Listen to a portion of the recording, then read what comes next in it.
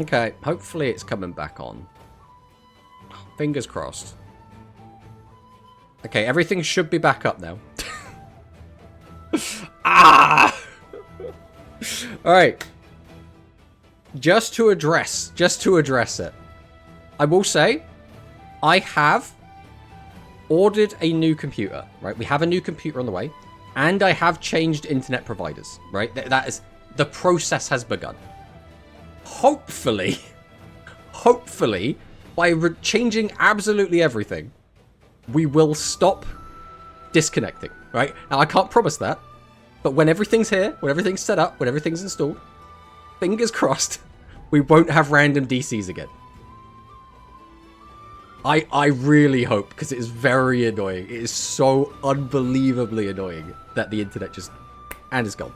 Either OBS crashes or the internet drops. Sometimes both. Either way, it's not great. It's not great.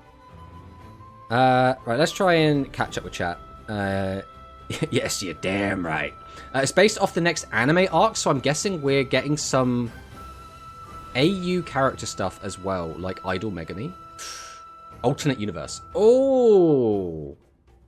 Oh. Ah, do I like that? Do I like that? Oh.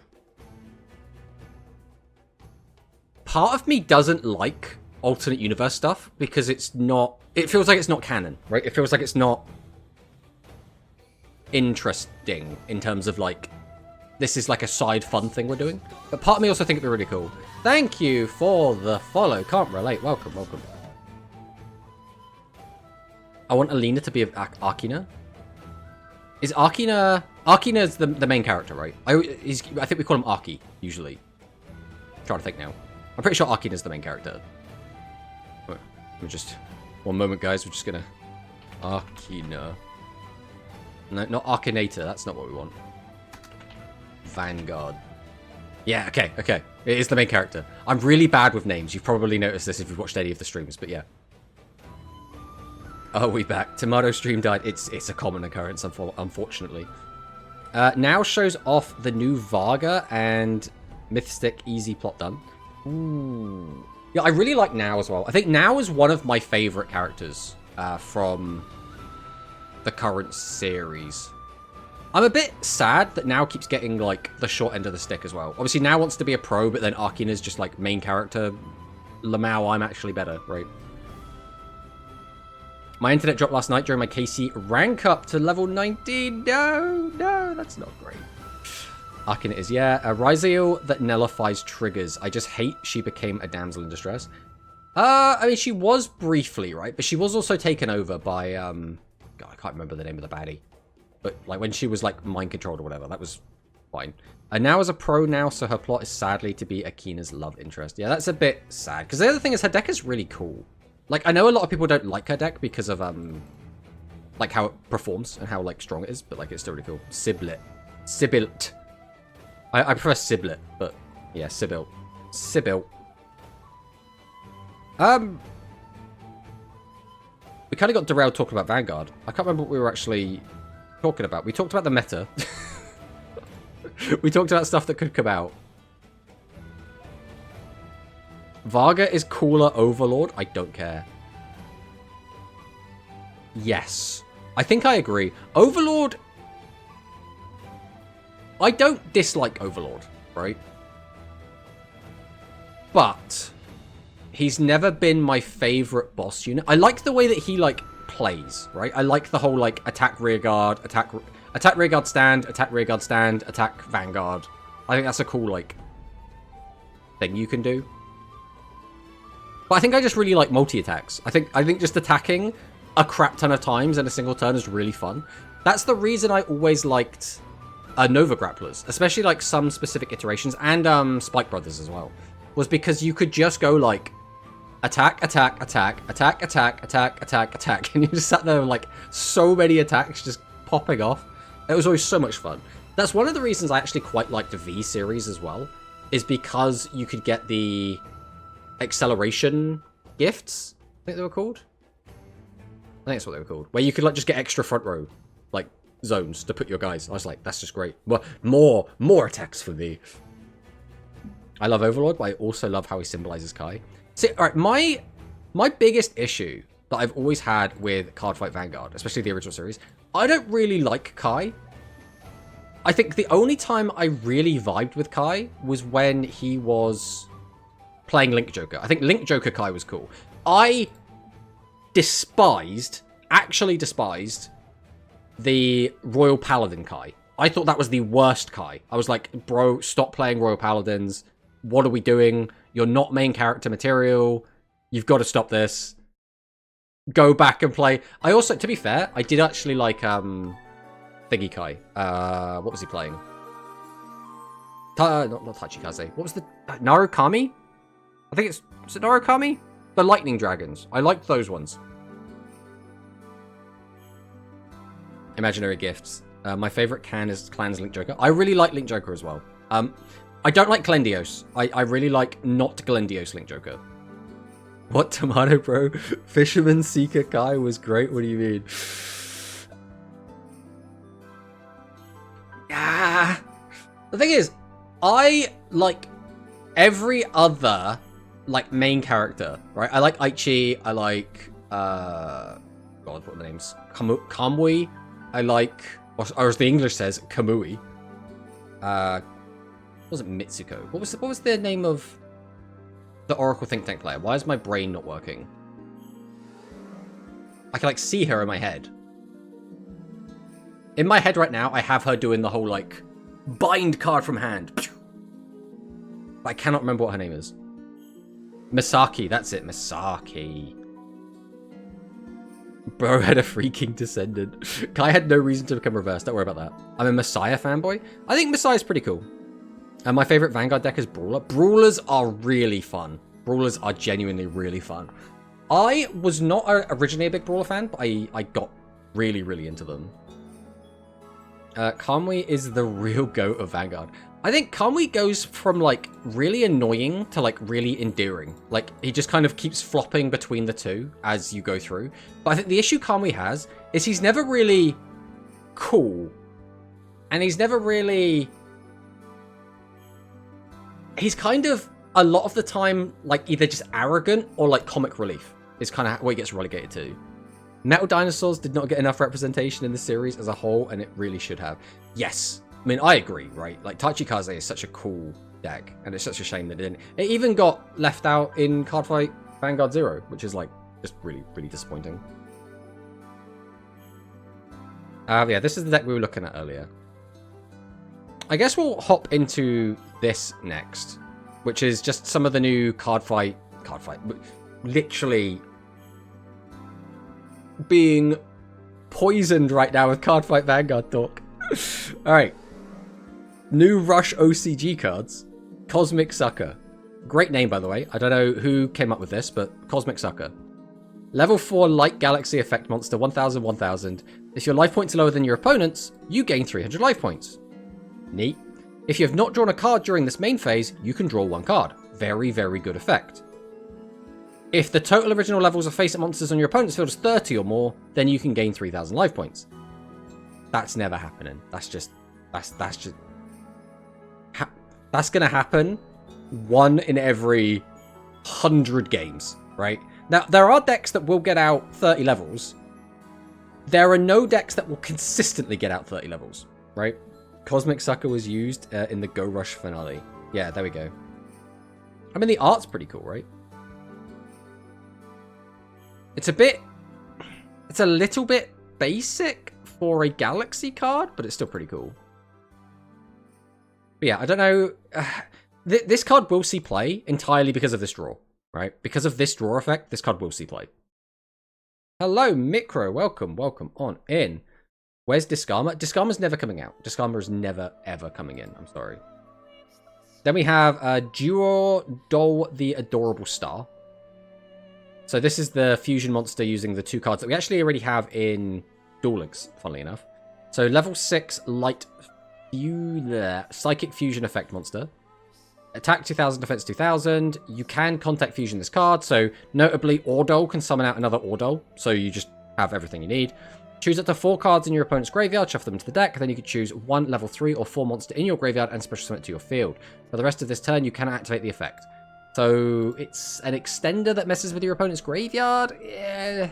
The issue is there's not always going to be a lot you can do with that body.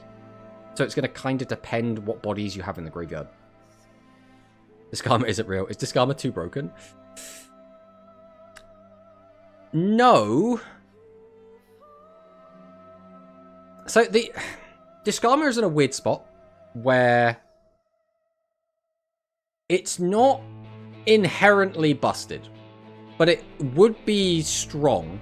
But because of the level restriction on it, maybe it wouldn't end up being as strong as people think it would be, because you need like 11 levels to get it out. You can special summon Gradius with this. Alright, you could. What are you then doing with it? Right? Because if you, for example, go into, I don't know, the new card. I mean, we're going to take a look at it in a sec, so we're about to go over the Gradius stuff. But like one of them like locks you into only attacking with like 800 defense monsters. So that would just be like stuck on the board. So with some of these we've already seen, but we have Gradius. We have Gradius' option, which is send the top card of the deck to the graveyard. Choose 1 face-up level 4 Light Machine monster with an original defense of 800 on your field, and have this card gain attack equal to the original attack of the chosen monster until the end of your opponent's next turn. So, you know, 1200 if you just have that. Then we have Lord British's Multiple. This card's name is treated as Gradius' option while in the hand and in the graveyard. Send the top card of the deck to the graveyard. This card's name is treated as Gradius' option for the rest of this turn. If there is a face-up monster on your field whose original name is Lord British Salamander, then you can choose 1 monster on your opponent's field and change its battle position. So this is actually okay, because the idea is you treat this as Gradius' option to contact fuse it off. So you get it out, change the battle position, and then like contact it away. So Vic Viper Spread Bomb. Very interesting art, very interesting name. So send 1 other monster from your hand or field to the graveyard. This card's name becomes Gradius for the rest of this turn. Then you could choose 1 spell trap on your opponent's field and destroy it. For the rest of this turn, you cannot attack with monsters except machine monsters whose original defense is 800. So this is actually pretty good. Pop an opponent's back row. Name becomes Gradius, so we can then just use it to, again, do a contact fusion, which is what we basically want all the time. Vic Viper Beginning. So I assume this is going to be Victory Viper, but pay 100 life points. This card's... Why is it 100 life points? This card's name becomes Gradius for the rest of this turn. Then you can send up to 2 other monsters from your hand or field to the graveyard. If you sent monsters, then you can choose Gradius' option in your graveyard equal to the number of monsters sent to the graveyard and special summon them face-up defense. So this is really good, right? So, effectively, we don't plus off this, but we can turn 2 cards in our hand into Gradius' option, right? Which is pretty good, especially because we have cards that are treated as Gradius' option while in the graveyard, such as Lord British Multiple. 100 life points is probably a game reference, I think. Maybe. I haven't really played the Gradius games, the old ones. Vic Viper Ripple Laser. This is made using Gradius and Gradius' option. Contact Fusion. 2500 attack is not bad for a level 4, especially made using 2 wimps. Send the top 2 cards of your deck to the graveyard, then you can choose up to 2 face-up monsters in your opponent's field and have them lose 800 attack to the end of the turn. This is fine. Nothing like crazy, but this will let you clear board sometimes. We have full custom. This one is the 3200 made using 3 monsters, including 2 Gradius' option. This card cannot be destroyed by card effects and attacks Pierce. This is like really good if you have things like Gradius' option. The issue is this guy isn't treated as Gradius. That's the big problem. If we could get this out and then Gradius' option to be 32, that would be really, really good. Hyper speed. Oh, is Gradius' option... Does it have to be a Gradius or is it just any... Oh no, it's just any. Okay. I haven't played with these cards yet, so we're forgetting about this. Okay, so you can just grab the 3200 attack. That's not bad. That's not bad. Hyperspeed. Fusion summon a level 4 machine monster with 800 defense by sending monsters from your hand and or field to the graveyard. If power capture red is in your graveyard, then that monster with special summon with this effect gains 600 attack to the end of this turn. This seems bad.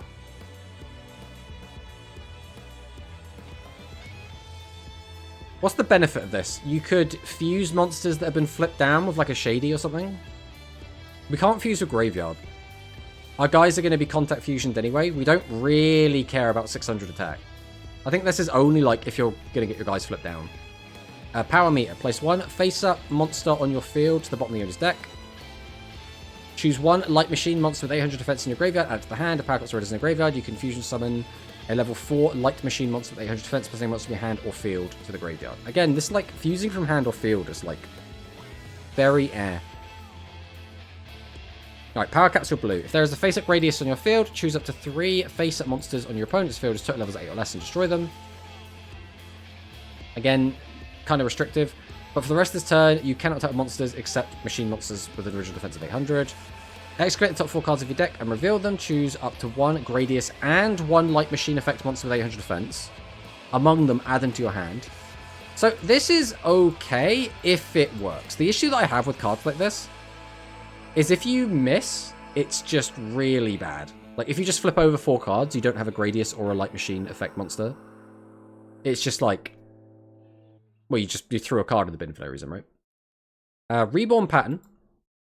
When when a monster on your field is destroyed by your opponent's attack or your opponent's card effect, choose 1 Gradius or 1 level 4 machine fusion monster with 800 defense. So ideally, this would be the 3200 from your graveyard. In your graveyard, special summon it to your field face up. Then you choose 1 card in your opponent's field and destroy it. So the effect is good. Right? Popping a card, summon a body back. Good effects. The problem is the requirement.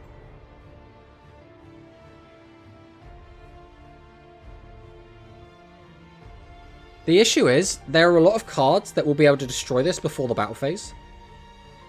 Which is why cards that can activate on summon and special summon are so prevalent right now. So I'm a little bit worried this isn't going to be that great in competitive play when you're playing against a real deck. But I think it could work. It still could work.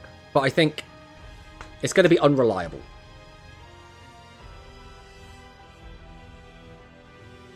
Oh, a little sneeze.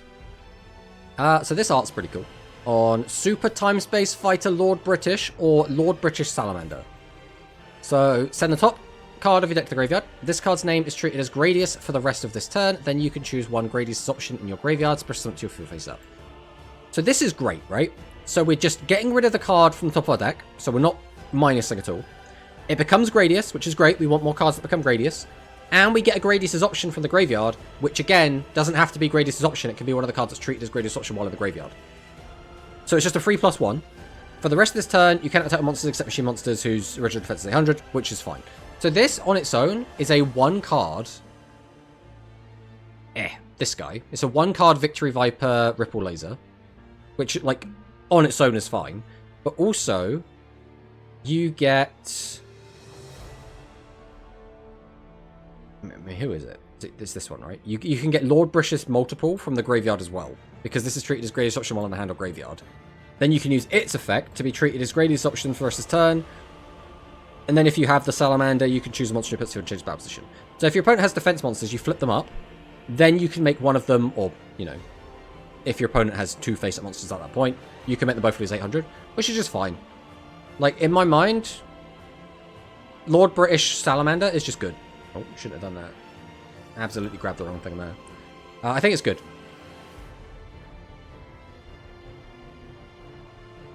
I think this deck could be pretty cool. I don't think it's going to be a super competitive deck, is my only problem with it. But, with that said, I think it's time. I think it's time to discuss. So, as it says in the stream title, we want to go over our coolest and lamest deck. We're going to be doing this for both Rush and Speed. But so I think the first thing we need to do is start changing these, because this is not currently going to represent tiers. So, we're going to go... We'll do something like this. Then we'll start moving these out as well, because we're going to go through all of these and work out where exactly I want to put these. So I'm curious what... if we can try and not die. I'm curious as to what you guys think about some of these decks.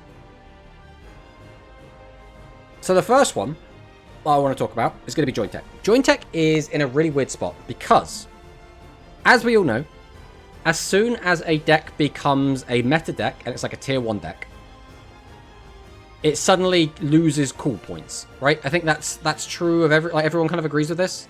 It's like, it's unfortunately, as a deck does better, people will start to be like, oh, you're a meta sheep, you're playing like really boring crap again. Do we need a separate category for based and cringe? No. The issue is, because we're doing this like a spectrum, right? It's going to be really awkward to do like, where, like, how do you do a based cringe, like, at the same time? Unless you don't get rid of normal. But hello, Olive Meister. Welcome on in. But in my mind, I don't know. Like, this was a base deck, right? Back before it got the buff. I think it's definitely dropped down. I think realistically, for me, this would be cool. You're still yapping? We've just started doing our tier list that we were going to do. Well, it's not a tier list. I suppose it is a tier list. It's just not like a meta tier list, right? I think, for me, Join Tech goes in cool. It can't be based anymore because it's too strong. And I think that's fine. Then we get Music Princess. Now, where does Music Princess go? This is going to be the big question. Because Music Princess is like... It is a cool deck. But also it's like really, really strong. And I think because of that... my gut is saying cool. But I'm wondering if it's actually like just going to go down into normal. I don't know if there's like... Because I know a human hates this deck. But I don't know if people like generally like hate these decks, right? I haven't played Rush Ranked in a while, so I've never really played against Join Tech. Yeah, I mean, Join Tech isn't really seen on ladder that much. It's just, it's a really strong tournament deck. So like, it's a really weird one when like... Because like occasionally I'll put out like a tier list video, right? And people on the YouTube side will be like, yeah, but I've never played against Join Tech. And it's like, it's understandable, because like I've played a crap ton of ladder and you barely see Join Tech. Join Tech bros all hate this deck. What is that? What, do you mean the Music Princess? I hate Music Princess because the NPC destroys me. Well, that's not ideal. Having the NPC destroying you. I think for me, I think this is still fine. I think, I don't know, part of me is like, I would put this in cool. So maybe we drop this down to normal. Just because. I think typically this would be in cool, but it's a tier 1 deck, so we bump it down a tier. Now, where does this one go? This is the big question. Because this deck has been around for like forever. And this is terrorizing ladder. Or at least it has been for like a very long time. Last time I saw nothing but Seven's Road on the ladder, and I was massively turned off from playing it again. Yeah. I think I'm happy to put this in lane. I think it's been around for too long. Right? Still cringe. I don't know, is this deck cringe? Like, I don't think the actual gameplay loop is, like, super bad. I think the deck's actually still quite fun to play. It's just...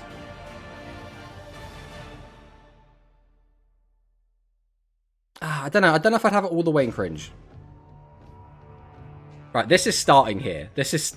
Matarian is starting in lane. Now, is Matarian cringe? It definitely was cringe. I don't know if it's still cringe. It used to be cool, especially with Maximum Overlord, but as soon as the Ultra Road skill, it lost all its cool factor. I think when it first came out, this deck was really fun and really engaging. But I think anything is going to be in that honeymoon period, right? Where it's like, it's fun, everyone enjoys it, but like... After a while, it's like, this has been around for far too long. People are just getting kind of sick of it.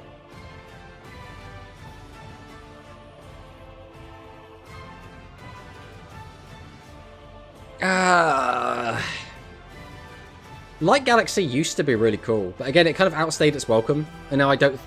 Is it coming back round to being cool again, is the question. Is Light Galaxy... Because now Light Galaxy gets a few tops here and there, right? Like, it's been doing, like, okay. Like, we got a top on Monday, so yesterday's tournament. Or one of yesterday's tournaments. So, like...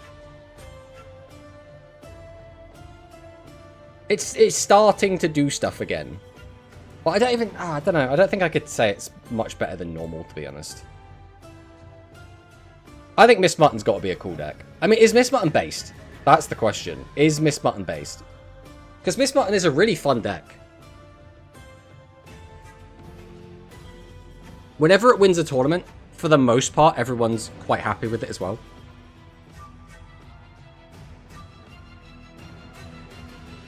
Yes, I think you might be a little bit biased here, Mono, to be fair. I think baseball quite happily slots in here. I don't think baseball needs to go anywhere else. Like, baseball's a cool deck. I think it's less interesting when you're playing, like, the hero stuff, but, like... Heroes going based, or I unfollow and leave. Well, I don't think heroes are going to be in based, you know. So for me specifically, for my love of the game, heroes going cool. I actually think this is where we're going to leave heroes, you know. Like, if this was, like, last format... I mean, even then, heroes weren't, like, in a horrible spot. Maybe the format before this. Maybe an Extreme Overlord format. Yeah, back here, they would have had to be, like, massively punished. But I think heroes are actually fine.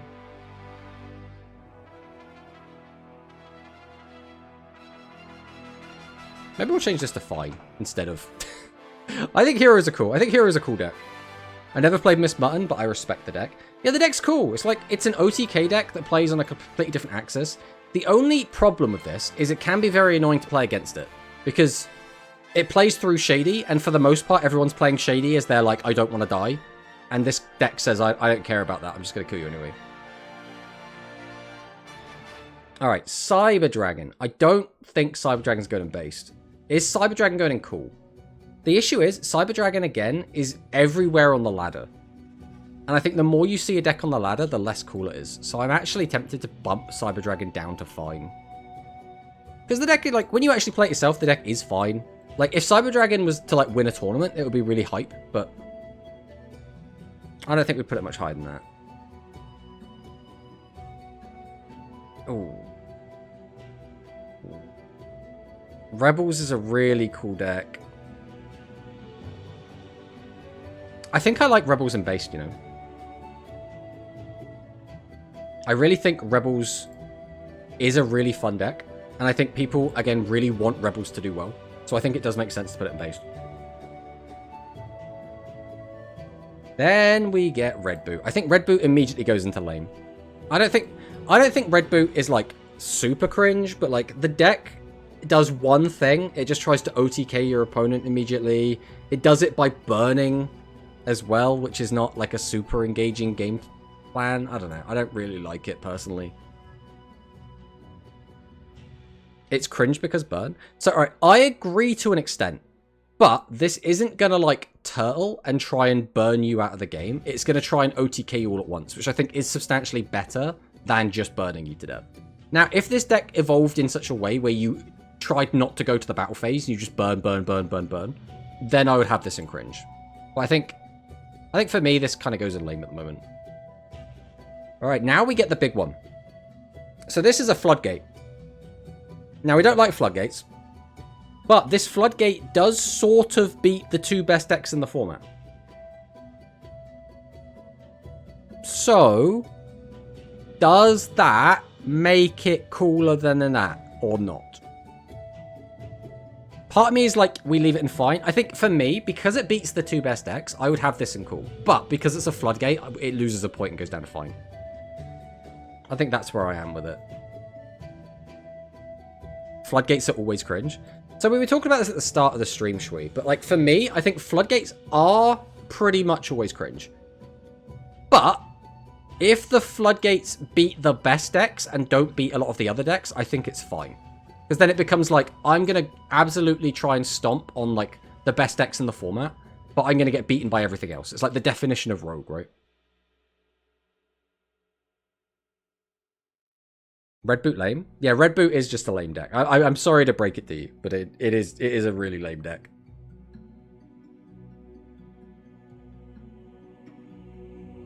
I think Chrysaor is probably going here as well. So if Stun won a YCS, you think that's fine? Alright, so the caveat is, if the deck that won YCS was a stun deck that only stunned the tier 1 decks, I would be fine. That's how I look at it. If it's a stun deck that stuns absolutely everything, it stuns Rogue, it stuns all the tier 2 and all the tier 3 decks, then that's an issue, right? The thing with this deck is it's a floodgate that is very specific to only hitting some decks. I wouldn't call Beast Team stun. Yeah, that's how I look at it. Because, like, stun to me is like, I'm going to use floodgates to make it so you cannot play the game full stop, and it works on everything. Whereas this deck is very specific, right? It only works on decks that don't have an out to it. And some of these decks do. Like, for example, the Rebels are going to absolutely destroy this deck. Not even close. Heroes can absolutely destroy this deck. Like, not even close.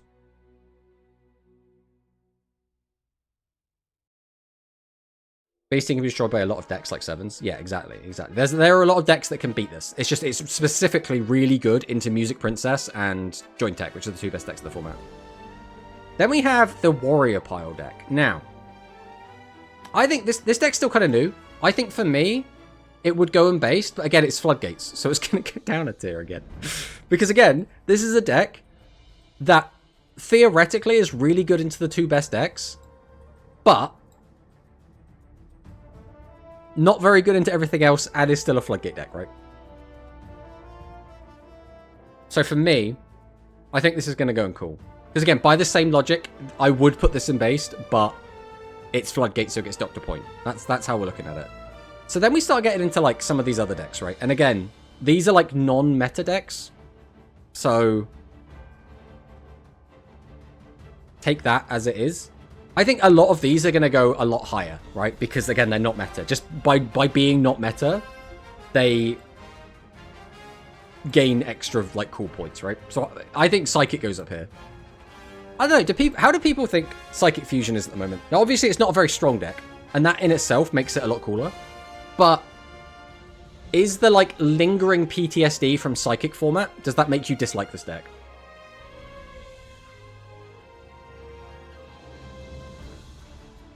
It's hella limited though? What do you mean hella limited? Like, which deck are we talking about being hella limited? I'm not being biased. I think it is. I think it's cool. I think the deck, when it was good, was really fun. It was the most fun deck in the game. And now that it's not meta anymore, it gets to be up top with all the big boys. Warriors? Yes, it is definitely very limited. It's definitely very limited. But that's why it's cool, right? Theoretically, the worse a deck is, the more based it is, right? So, like... And again, it's based that it has good matchups into the 2 top decks. Which I also think is really cool. For me, we're going to put Dragonic up in cool. I think Dragonic's cool. I think Dragonic's a cool deck. It's not like anything crazy, and obviously it has some massive weaknesses that will never make it like super competitive, but I think it's a cool deck. For me, we're putting V-Friend up in based as well. V-Friend is such a cool deck. It's just, it needs the skill to be changed a bit, and it's another one of those decks. It's very similar to Dragonic in that way. That, like, it has 0 defense, which gets massively punished, right? It gets massively punished by spellcasters. It gets massively punished by Music Princess. So, like, it's so awkward. Right? What's wrong? What's wrong, PTRG? What's wrong? What don't you like?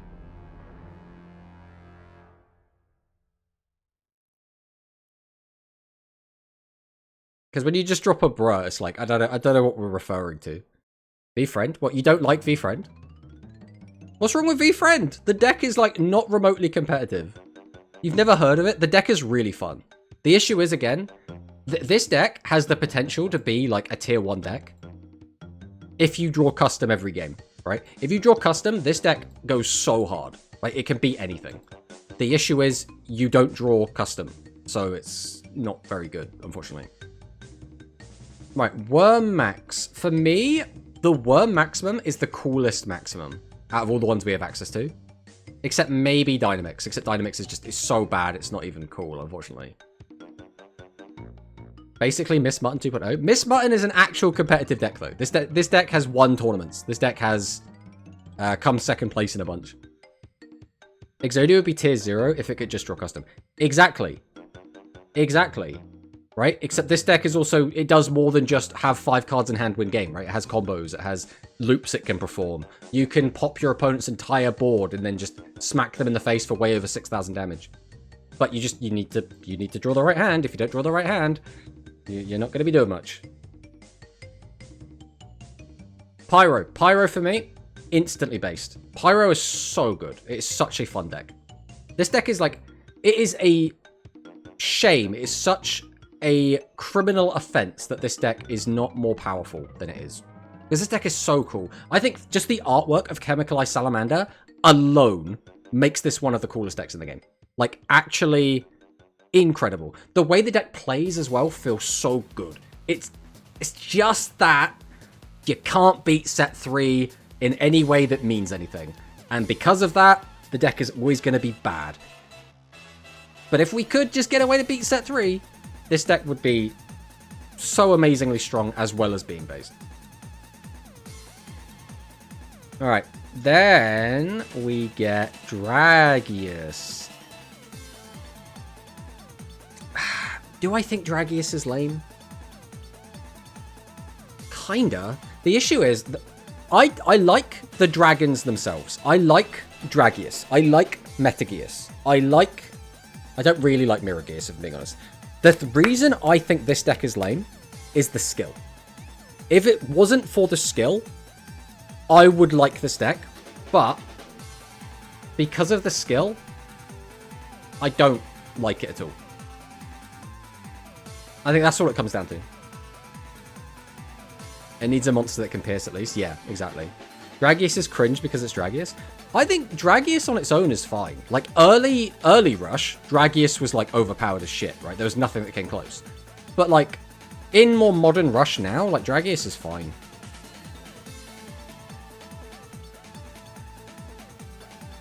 Alright, now, if it was me, Noodles would be up here. But, realistically, I think Noodles are going to be probably here. It's definitely not being in lame. I personally really like Noodles. It's one of my favorite decks to play. It's just so great to play Noodle Ninjas. But I understand the deck can be a little bit toxic. So we're going to put this in fine. I think that's an okay place for it to be. Now, I think Gaia is cool. Now, again, this is Gaia right now. This isn't Gaia, you know, back when Gaia was tier 0. This is right now Gaia. I think the Gaia deck, if it was competitive, would be really fun. But it's just not competitive, right? That's the issue we have with it. And it's no longer, again, like tier 0 meta threat that it was for a long time, so I think this is fine.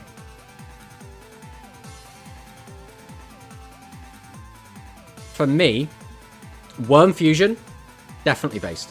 Worm Fusion is such a cool deck, man. Like, the design of the cards, in terms of both, like, the aesthetic and the artwork, as well as the themes, as well as the card effects, is all, like, top tier. Like, it's all so good. So I absolutely love this deck. Again, it's one of those decks that I wish it had just a little bit more. Because this is another deck that doesn't really beat set 3. I mean, you can beat set 3, but you need to use Build Dream. And if you're using Build Dream, you need to have a field spell. And if you're going to get all of that, you need to draw some of it, because the skill they've got lets you either get the field spell or the fusion monster. So it's very rare you ever have both. So it's very annoying. Worms are great. I really like Worms. Worms definitely grew on me over time. I love it personally. Hello, Serena. Welcome, welcome. Hola, Mr. Tomato. Why is Jointech not in cringe? Right. Serena, we need to have a little discussion here, because I feel like, Serena, you like to pick whatever the best deck in the game is and absolutely hate it. And that is fair. That is a valid criticism to have, right? It's the best deck. I hate seeing it all the time. Get it out of there. For me, I think the way this deck plays is still really, really cool. It's still fun. I like the aesthetic of the cards as well. That all, like, adds up to me. As well as, if it was, like, a middle of the pack in terms of, like, enjoyability, and then it was also the best deck, I would immediately throw it down into, like, lame or cringe. But because I think the deck still plays in a really fun way, the aesthetic and the design of the cards are still really cool. For me, this is still going to be cool. It can't be based. It can't be based. But bear in mind, before it got the buff, this would be in based. But it's not in based anymore. It has to be in cool. So it's already been knocked down. All right, Santa, guys. All right, who's gonna debate this? Do we have any Santa apologists in the chat? Who thinks Santa shouldn't be in cringe? I know there's gonna be someone. What's the point of cringe tier if you're putting nothing in there? Wow, there we go. We've immediately put something in cringe. Me, I am. Alright, so Serena's gonna defend Santa. Alright, so the issues that I have with Santa is Santa was cool when it first came out because it was a very strange deck. It played in a different axis to everything else. It was able to take games off of decks that didn't have ways to punish it, right? And because of that, it kind of came out of nowhere. It felt like an anti-meta deck, and that was kind of cool. The problem is, fundamentally, this deck just stalls and tries to mill you out, which is not very engaging. It's not very exciting. It's kind of just very cringe. So for me, I think he has to live down here and cringe. I don't think there's really anything else we could do with that. I don't know. I wish Santa was less cringe, but unfortunately it's not. Quantum's favorite deck. Quantum's favorite deck is Miss Muttered. What do you mean? All right, we're in ads again, so we'll wait for the ads to go away. Have another swig.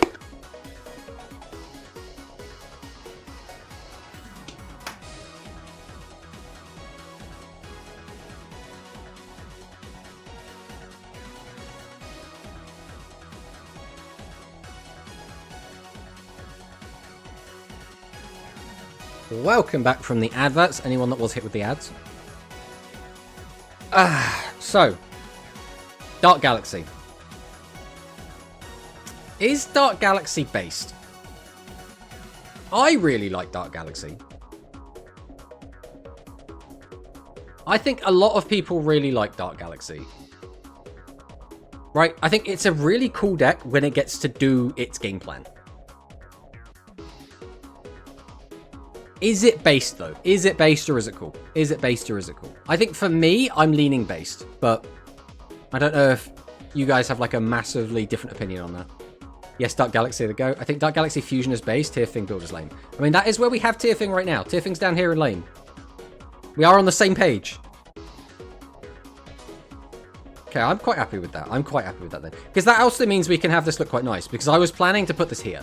So for me, Yamiterasu, or specifically the Yamiterasu like Celestial Guidance build, is a cool deck, but it's a floodgate, so naturally we dock it, right? We dock it 1, goes down into fine. So that's where it's gonna sit, right? This is, again, it's a floodgate deck, but it's a bad floodgate deck that doesn't floodgate very much, right? Like, this deck realistically can get beaten by so much, and that's obviously why it's not meta relevant. And we've even seen this deck actually topping a tournament, which is just this deck with less stuff in it. I used to play the Fusion Floodgate deck. I mean, it's a cool deck. It's just the actual Floodgate part of it is kind of lame, right? That's what it comes down to. And then for me,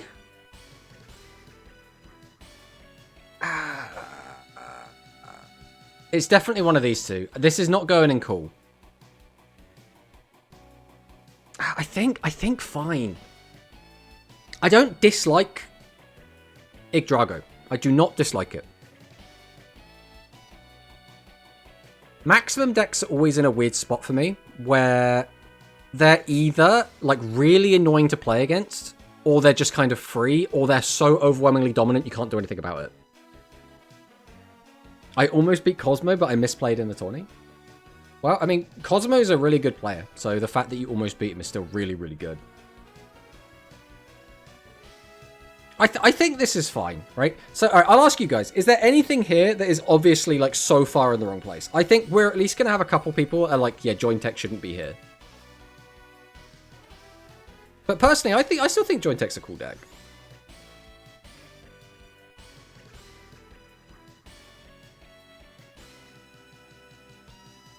Baseball? Do you think baseball should be higher or lower? Because I think baseball's a cool deck. I like the fact that, one is like the gimmicky, like baseball aesthetic. I think that's really fun. As well as the actual desired game plan of the deck is really cool. The issue that I have with it, the only like negative, is that you can play the hero engine in it. I don't really like that. Also, the fact that you play like Volcano Attack, it's like you're not really playing baseball. Baseball is based ball. Of course it's based. I don't think it can go in based, again, just because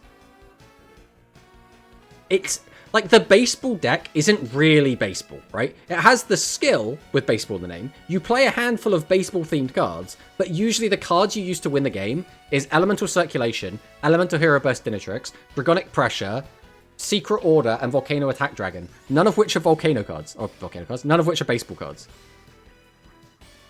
Because it looks like Utopia. I mean, that is fair. Right, I don't actually like the aesthetic of Yuma's deck. I don't really like any of the Utopia stuff or the Go-Go-Go's and Do-Do-Do's or the Onomatopoeia stuff. I don't like any of those, like, design-wise. So, like, from a looks perspective, yeah, I have to agree. I'm not a big fan. But I think the baseball stuff is so fun. Them playing Dragonic Pressure takes it down a peg for me.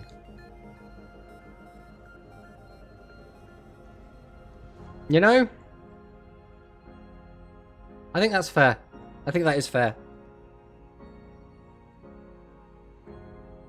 I think this is fine. I think bumping it down into 5 is fine. I hate Onomats. It gives me PTSD. Pressure is cool. Alright. I don't disagree that individually some of the cards are cool. The issue is when the deck is baseball, but you're not doing baseball things. I think that's where it falls apart for me. Because, like, if I'm playing baseball, I want to be doing baseball stuff. If I'm just playing, like, Volcano Attack Dragon OTK, to me, that's a different deck, but they're kind of the same deck. It's a bit awkward. But that's where it is. I think I'm fine with that. Well, that then leads us on to something I'm going to need your guys' help with a bit more on this one. Welcome to Speed. So, put Volcano Attack in base. I'm not sure that's going to work out, because that still wouldn't be in base. That would maybe be cool. Alright, Shinobirds. What are we doing with Shinobirds, guys? So my gut feeling, right? My gut feeling is this is cringe, right? Speed, this is going to take long. It shouldn't take too long. There's not like every single deck in the world here. Hello, Noel. Welcome on in. Hope you're having a good day, my friend. And it's Icy as well. We've got to give an exclamation mark Icy in the chat. So I'm really bad at giving actual shout-outs, but I can use my commands. Shinobirds have cool cards, but the skill does way too much. So my main thing with Shinobirds is the deck is very free-to-play friendly, which means it's going to be everywhere. Everyone's going to play it. The deck is also sort of Imano Iwato Turbo that has a really good skill. As well as having the Shinobirds themselves are really, really good, right? Like just getting rid of your opponent's entire board pretty much. As well as it's a tier 1 deck, I think all of those things add up to this deck just being cringe, right? I don't think there's going to be much of an argument against that from chat, but I think Shino is cool, but Amano makes it cringe. Yeah, as long as Amano is in the deck, unfortunately, it's just going to stay in cringe. There's nothing we can really do about that. Amano is also cringe. It should have been banned before the deck came out. Yes, I absolutely agree. They could bounce 3 cards during the phase, yeah, which is also very annoying, but especially if you get floodgated on top. The deck is, how can I force your spell trap cards and then summon Amano Iwato? Exactly. I personally, I think there is no place for this deck as it is currently, with its skill, with all the power cards, and with the floodgate in the game. So for me, this goes in cringe. Hello, Duel Links. Welcome on in. Next up we get Adamancipator. Where? Because I think Adamancipator is a cool deck. So I am tempted to just immediately bump it up to cool. Because I think this deck's fun. It's not like hyper competitive. It's not like out here winning left and right. It doesn't do like a lot of like floodgate shit. I hate that deck so much. Why do you hate this deck, Serena? Because what I'm hearing is Serena has a lot of hate and not much love. So I'm going to pass it to you, Serena. Why do you dislike this deck? Like, what is the key factor of this deck that, like, irks you so much? It's okay plus a synchro. Yeah, I think synchro decks are really cool as well. I'm not a big fan of synchro decks as well, but I do really like this as a synchro deck. From Duel Links or Master Duel? Both. Anything synchro is fine. I'm not that kind of... I'm not going to be like anything that synchro just immediately gets extra points, right? Adam is playing Evil Swarm Floodgates.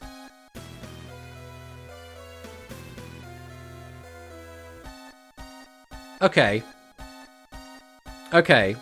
That is a good argument against it. That is a good argument against it. But then again, the Evil Swarm Floodgates aren't the worst offenders in terms of floodgates.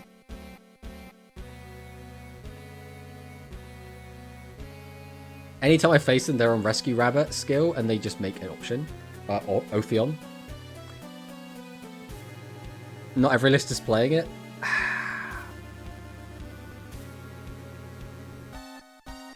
Alright, I think because... Again, we all agree it should be cool. But I think Floodgates makes it normal. I think we have to respect the Floodgate system. If there's a Floodgate, it loses a point. That's just how we do. That's just how we do. I don't see people playing Ophion on DLM. Oh, so now this has become very contentious. All right, let's do some investigation. All right. Let's take a look at the last 4 weeks. I don't even know if there's going to be many Adamantipator on it. I assume it's mostly going to be people cogging. Rescue Rabbit cool, Rescue Rabbit cool, Rescue Rabbit cool. Guys, I think Rescue Rabbit cool might be the new way to play this deck. Right, we got Gallic Granite. We got Gallic Granite again. We got Gallic Granite. Floodgate detected, although it's one of those floodgates that's sort of in every list that can make rank 4s. I think that's the same one we just looked at.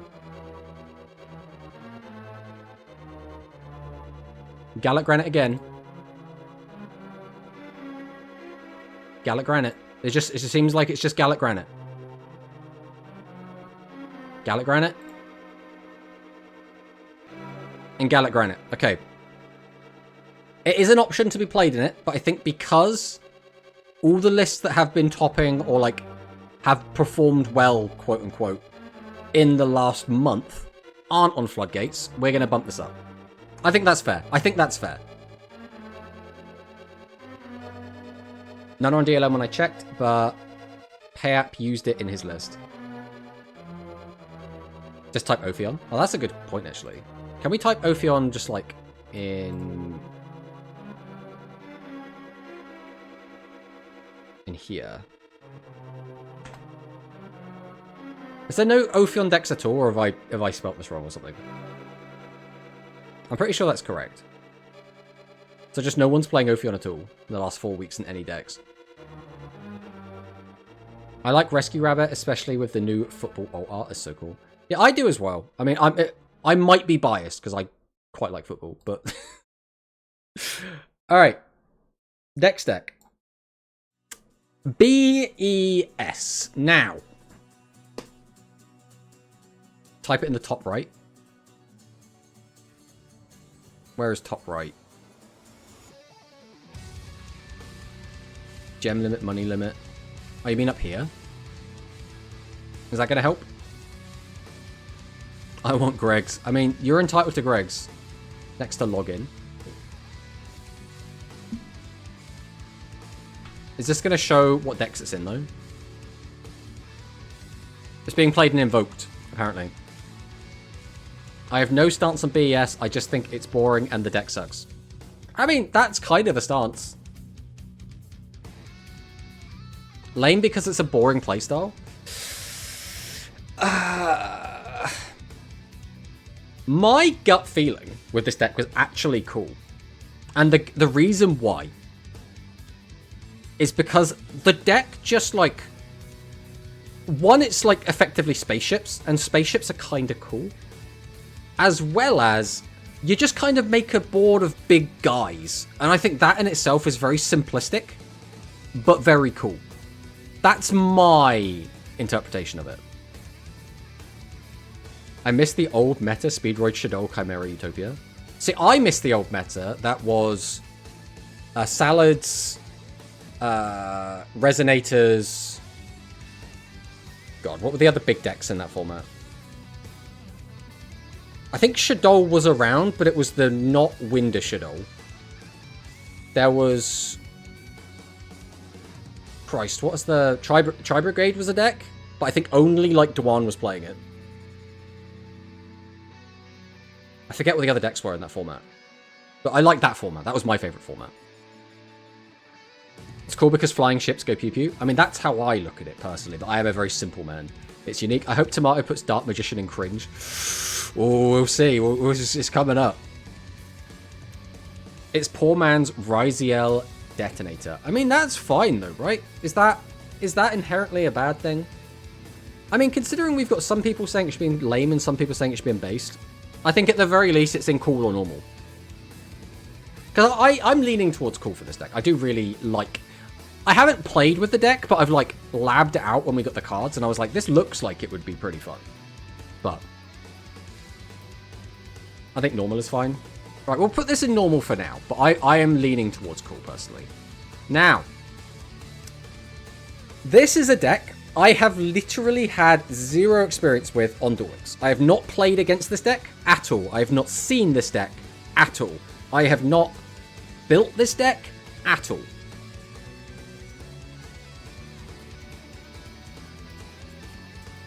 So I know in terms of, like, you know, TCG or Master Duel, this would be down here.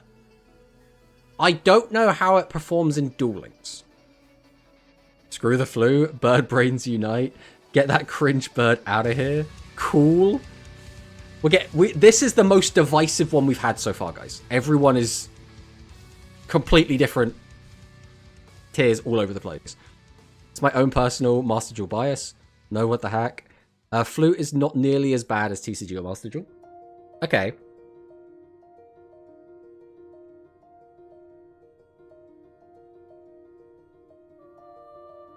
I would go normal. It's still cringe because people playing Earthbound.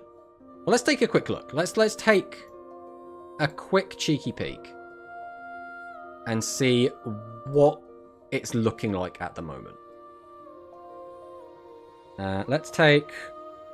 And we can look at Jorfio's list. Jorfio's list is probably somewhat optimized. It is indeed playing Earthbound Immortal... Wiraquoka? Raska.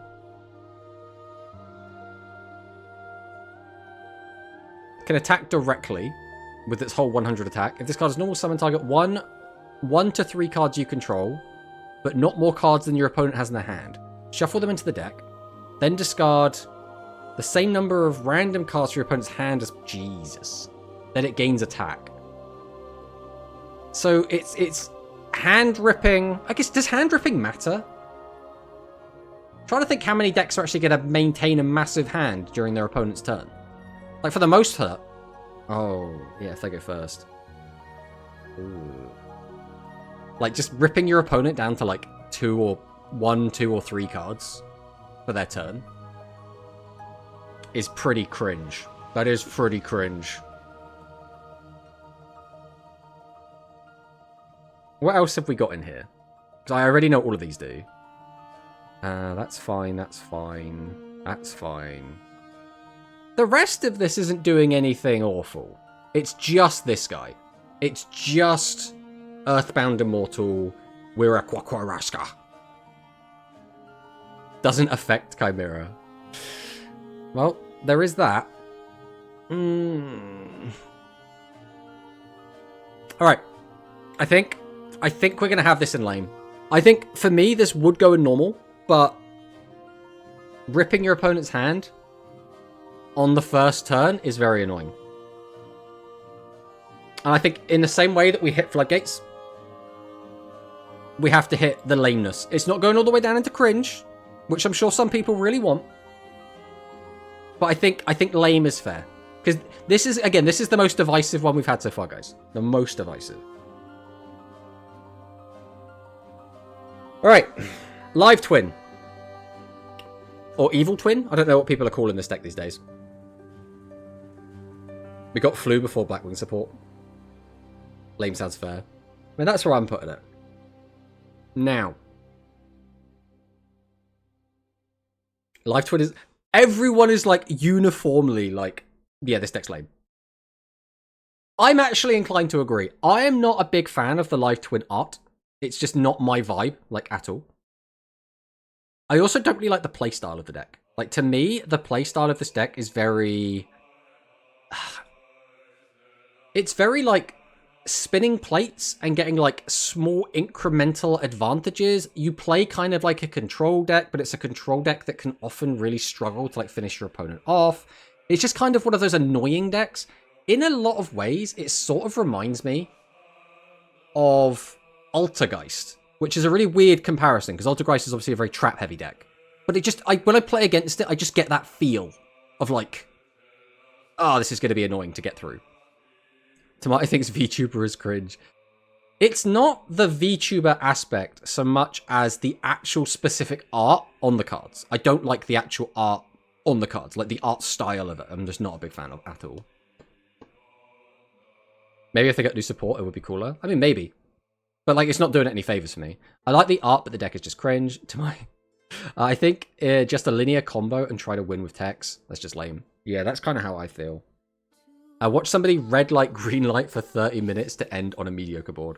It's kind of like watching an Earth Machine player just spend, like, 4 minutes doing their combo, ending on practically nothing, and then being like, what do you think? Except... you don't get to see all the cool heavy machinery.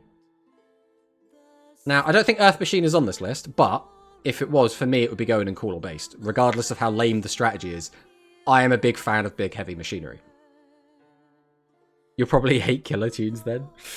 Wait, if you're ranking cards for art, you gotta put BES to cool. I mean, I did say that it was the spaceship aesthetic that made me want to put it in cool. I'm gonna do this. I'm not gonna let Serena bully me. I'm gonna put this in cool because I like it. All right, next up, Rocket.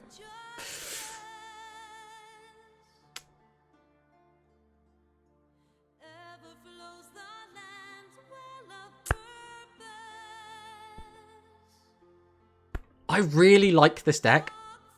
I think aesthetically, I really like the way the cards look. I really like Revolver.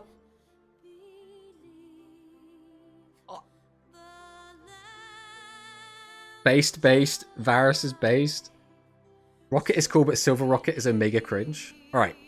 Let's put this in based for now, because I think, for the most part, most people are in agreement. Let's go take a look at Silver Rocket real quick.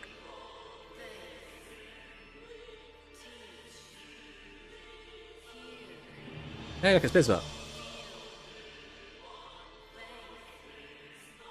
Which one's Silver Rocket? Rocket, Exploded Rocket, Silver Rocket. This one, the Limit 3 one. When a Link Monster's effect is activated that targets his face card on the field, quick effect, you can destroy this card, then look at your opponent's extra deck and banish. I'm never a fan of this sort of effect, if we're being honest. This is a very cringe card, if we're being honest, right? I said I have Rocket Synchron. One of these days. I really like these cards. They're just all really fun. And, I mean, Savage is still awesome, right? No matter, like, Borreload is full, Borrel's Sword is awesome. Like, these are just, they're all really cool cards. They're all just really cool. But I'm gonna be bumping this down to cool. Just because people who play this specific deck, specifically in Duel Links, is going to be ripping your opponent's extra deck apart, and that's very annoying. That's very, very annoying. So I think this is going in cool. Alright, Utopia, guys. Now, I don't know about you guys. I don't really like Utopia. I think there's going to be at least one person in chat that's going to be very much, you know, based. But for me specifically, I don't like this deck. I think this deck was around for way too long. It's not as much anymore. But it was around for way too long. It did a extremely linear combo almost all the time. Now, there were situations where you could mix up the combo depending on what you're against or depending on what you've got. For me, this is going in lane. I get that a lot of people are probably going to want this to go lower. But this deck isn't like, it's not massively floodgating. It's not doing anything like really unfair. It's just kind of lame. It's just kind of a lame deck. That's kind of how I look at it. I despise their skill. I think that is a very fair criticism. Goes in cringe. It's never used for anything fun. Cringe. You don't even know. No, it is. Rebecca just replaced Utopia. Utopia, even with the new support in TCG, is cringe. I use the FTK with the Catapult Turtle. I mean, there is that. Dweller is the same combo cringe. I mean, wait, what's wrong with... Alright, linear combo decks, I don't hate, right? The idea of just doing the same combo every single game isn't... It doesn't make a deck more cringe, in my opinion. It just makes the deck more glue, right? That's the way I kind of look at it. And glue isn't inherently cringe. It's just easy, right? So, for me, this isn't doing, like, war crimes. So, because it's not doing war crimes, I don't see it as being cringe. Lava Golem. The issue is Icy knows me too well, and he knows the pressure points. He knows that I despise Lava Golem. Like, I actually hate that card. And this deck did play Lava Golem. Alright, I'll tell you, what we're going to do is... We're going to go back. We're going to do our tried and tested method. Of looking at Utopia. We're going to take a list. No Lava Golem in this list. Okay, right. Is Utopia still playing Lava Golem? No Lava Golem in this list.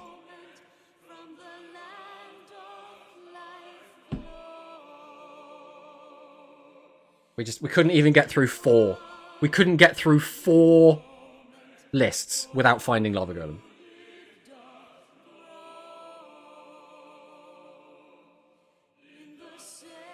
Lava Golem is ass in Utopia. I don't know why people even played it. Well, it says here it's a board breaker going second. So, Sonic Smash Bro. I actually know Sonic Smash Bro. I didn't realize it was his deck. But yeah, Lava Golem, board breaker going second. Is the quote-unquote reason. Just check the list and you won't see a Lava Golem. I mean, that's aged poorly, and that was only posted a few seconds ago.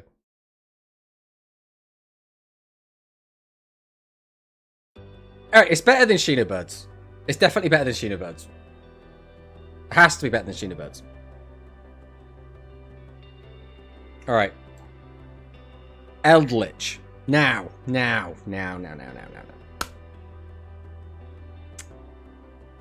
I hated this deck in Master Duel. I despised it. But it wasn't because of any of the actual Eldritch cards. It was because of the floodgates, right?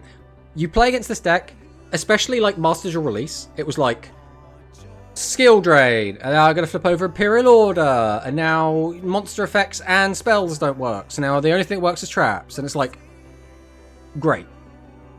Fantastic. That being said, we don't have the same ridiculous floodgates in Duel Links. So I think immediately it's got a little bit better than from Master Duel. That being said, I still kind of want to put this down here.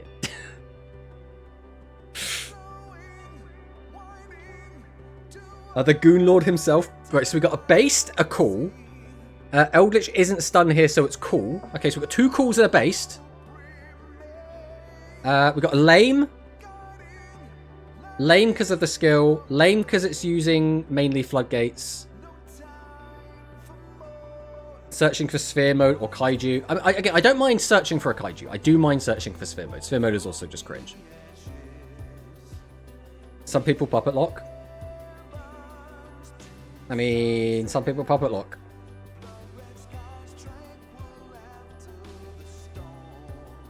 El Sussy is based in Duel Links. Is it? Is it really? I think the skill allowing a ton of different innovations is pretty cool. I'm looking at you, Eldritch Starry.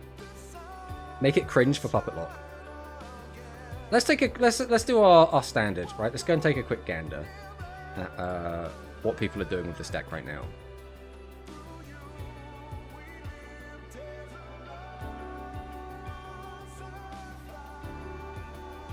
Okay, well, it's not looking great. We've already got Sphere Mode here. Wait, what am I looking at? This isn't the normal, right? This isn't usually a mutant deck. There's no, like, actual floodgates in here, right? This is just, like, a weird mutant version of the deck. I don't think this is the standard. That's pretty cool.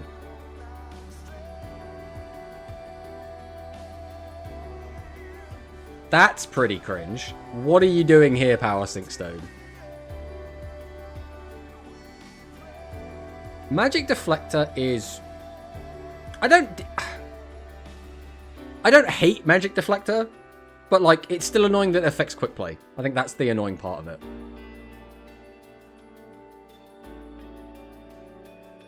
You pick the offhand one. I wanted to find one that's doing Puppet Lock, but I don't know if Puppet Lock is even in Duel Links. Like, that's how out of the loop I am. This one's just on, like, one Magic Deflector, and... I mean, to be fair, it has got Zombie World in it. This is also a really interesting list, because it's just playing Baladrock and Zombie World and Mazira.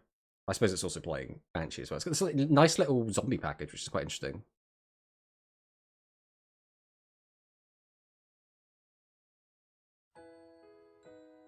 I mean, so far, it's been 2 really cool decks and 1 really cringe deck. I hate Hallowed Life Barrier, though. Despise this shit.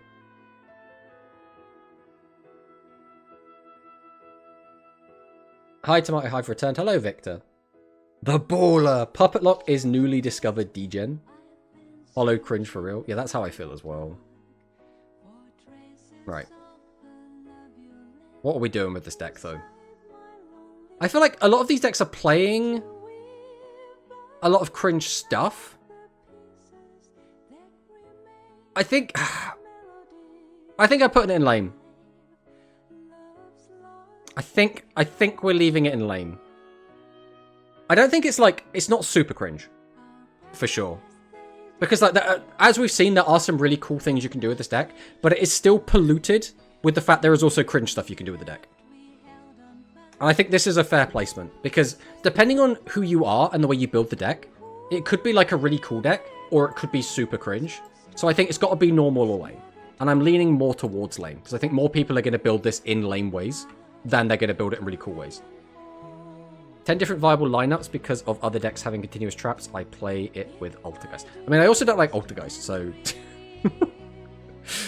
Alright, this is Libromancer. Now, guys, the next 2, I have almost no input on. I have not played with, against, or viewed a Libromancer game. So I genuinely do not know where this deck goes. Right, we've got 2 based.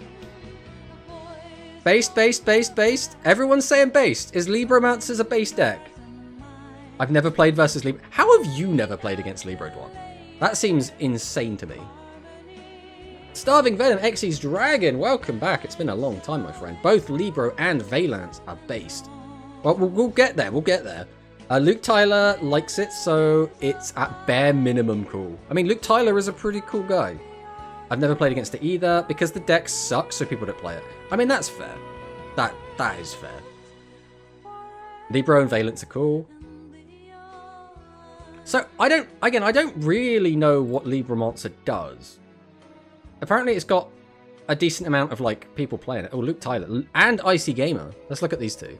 Since you're both, you know, well-known members of the community. So, this is the Luke Tyler version. So, it's very much a... thingy deck. This is the guy I always see, the Libromancer Fire. I watched Shui play this deck a little bit, but I was also kind of doing stuff at the same time, so I wasn't able to like fully concentrate on it. So I'm not super sure what this deck exactly does. Set a Libra Monster trap directly from your deck. When this card inflicts battle damage to your opponent, you can target one physical card you put control, shuffle it into the deck. So I can attack directly, 2,500. Okay. I'm not going to like read every single card. I'm not going to like try and work out how the entire deck's meant to play, but... So it seems like it's a just ritual deck that does some cool stuff, by the look of it.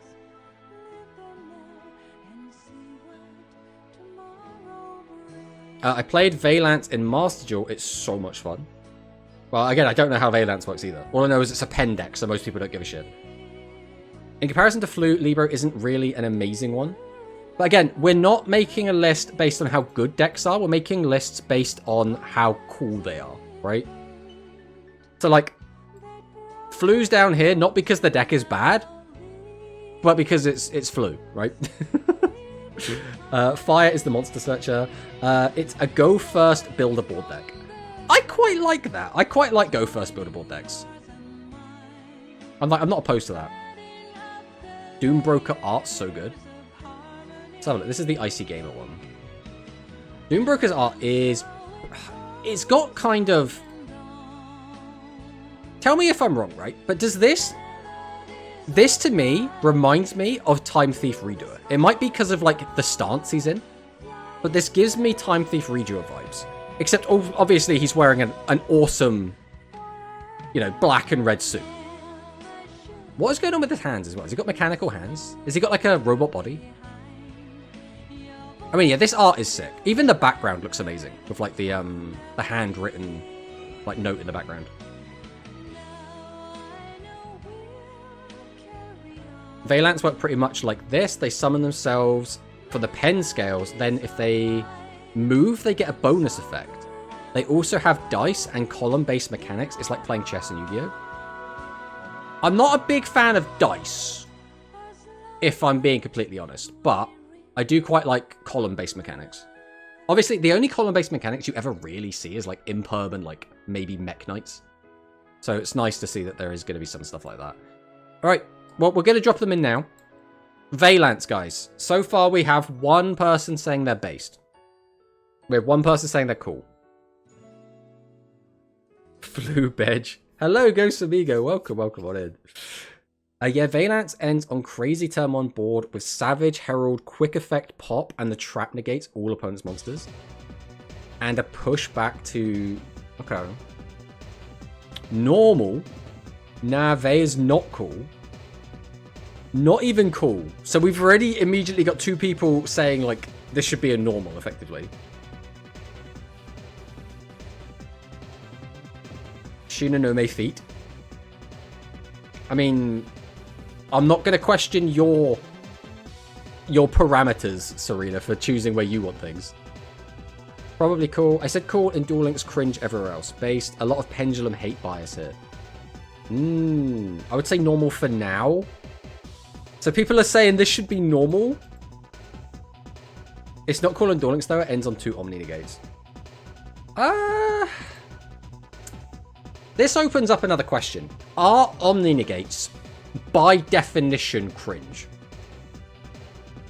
Because I don't think they are. At the same time, it's kind of annoying that Omni negates mess up rogue decks so much. Like so much. I will always much rather play against Omni negates than floodgates.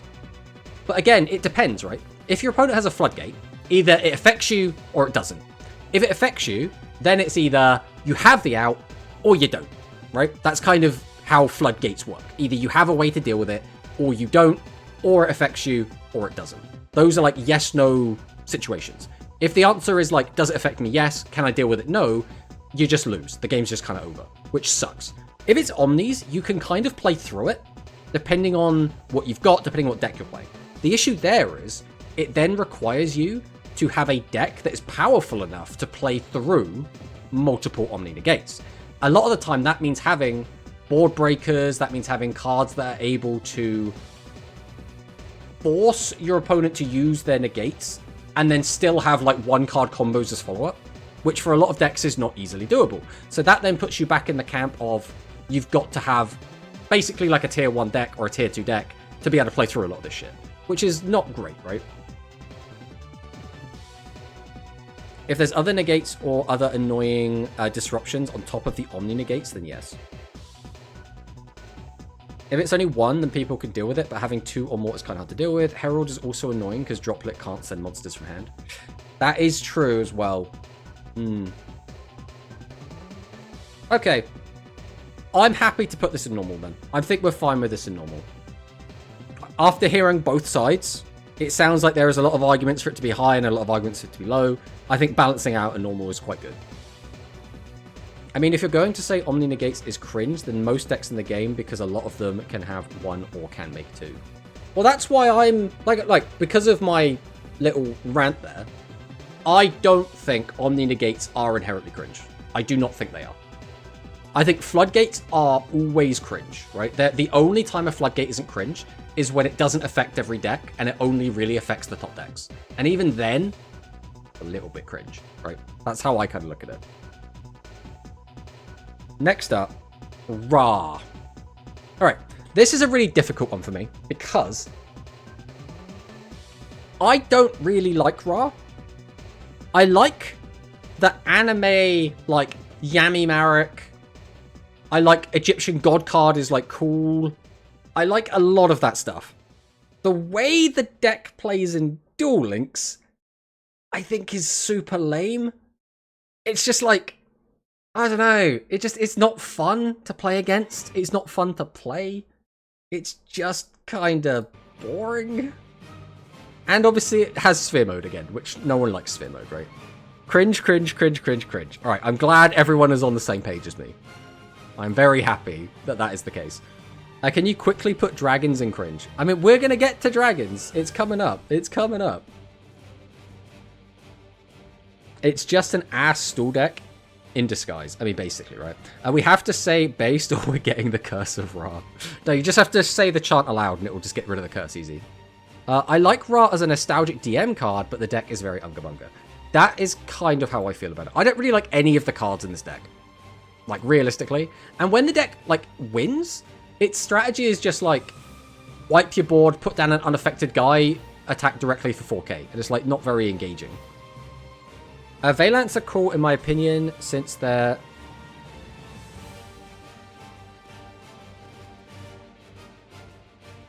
Alright, I'm going to deny this message that my auto mods put up. I did read the message, PTRG. I think that is a fine thing to say, but just to be safe, we're not going to have that in the chat. It is very good that you reported that person with that name, though, because that's just absolutely disgusting. Cool. How many other decks work moving around on the monster zone, swapping their zones around, pushing monsters to the back row, etc.? I think that is cool, and in a vacuum, that would be enough to put them into cooler base, right? But you have to look at it as, how are they performing right now in Duel Links? Because these are all... This isn't a, like, how is this deck in general? This is a, how are these Duel Links specific decks in the speed format right now, right? That's how we're looking at this. Skill Shot made Rabi cringe. Yeah, with all the FTKs with dragons has to go cringe. Yeah, I am inclined to agree, but I am a bit sad about it. But not that the FTKs are cringe. Let us see the message. So basically, it was... The long and short of it is there was a person with a very racist name. That I don't want their name in the chat, even though it's... Like, it's not... The name itself wouldn't, like... cause, like, anything to, like, automatically flag it or anything, but, like, it's still not great. It's best just not to have it there at all. Just because they were playing Ra, yeah. I'm glad we switched to DM. Alright. Rebecca Dragons, Dragon Pile, Dragon Slop, Dragons, whatever we're calling this. Alright, I think this is going to be a nuanced one, right? First things first, I think this is immediately going in cringe. We're not even going to really have a discussion about this, right? That being said, I do want to say, if this didn't have the FTK shit, if this didn't have the board locking shit, if it didn't have any of that stuff, for me, this would be cool. Because it has the capability to do any of those things, and more shit keeps getting found every day, this is going into cringe, right? This is going all the way down into cringe. But I do want to stand up for this deck when played, like, properly. When played as intended, I think this deck is still really cool. You put Utopia in cringe, so Rebecca has to go there as well. Yeah, I mean, I stand by that. Rebecca's skill is so busted, it got Hunotama into limited insta-cringe. Yeah. But again, I like the Dragon Slop deck. I like, you know, using the skill, getting your +4, overlaying your 2 Luster Dragon 2s into a tomb going into, like, your Dragon Maid stuff. You get to use a mini Dragon Maid engine. You get to use kind of this interesting kind of Dragon Link-esque pile. And I think it's a really cool idea for a deck. And it's a deck that only really works in Duel Links. And I think that's a really cool thing. The issue is, there's a lot of other bullshit that comes along with it. So it's like, but she's a genius. You're not wrong. Hello, by the way, Lady Jasmine. Welcome, welcome. Rebecca Dragons made Horus playable. That's fine.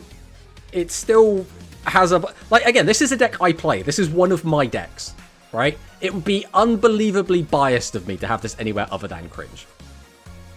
I'm biased with this deck because it makes the Dragon Rulers playable.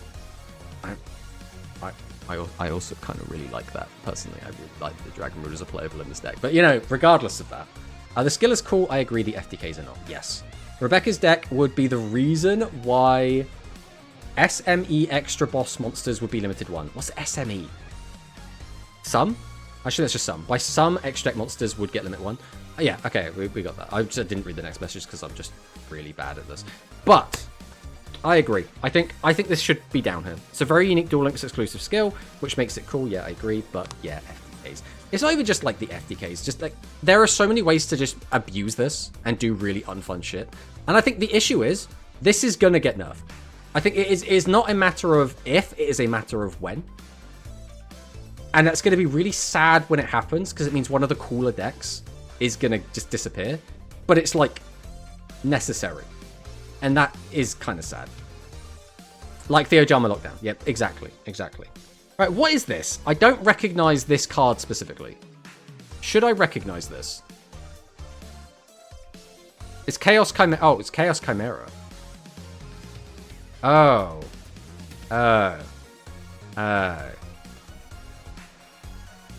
Guys, what do you guys think about just immediately popping this down here somewhere?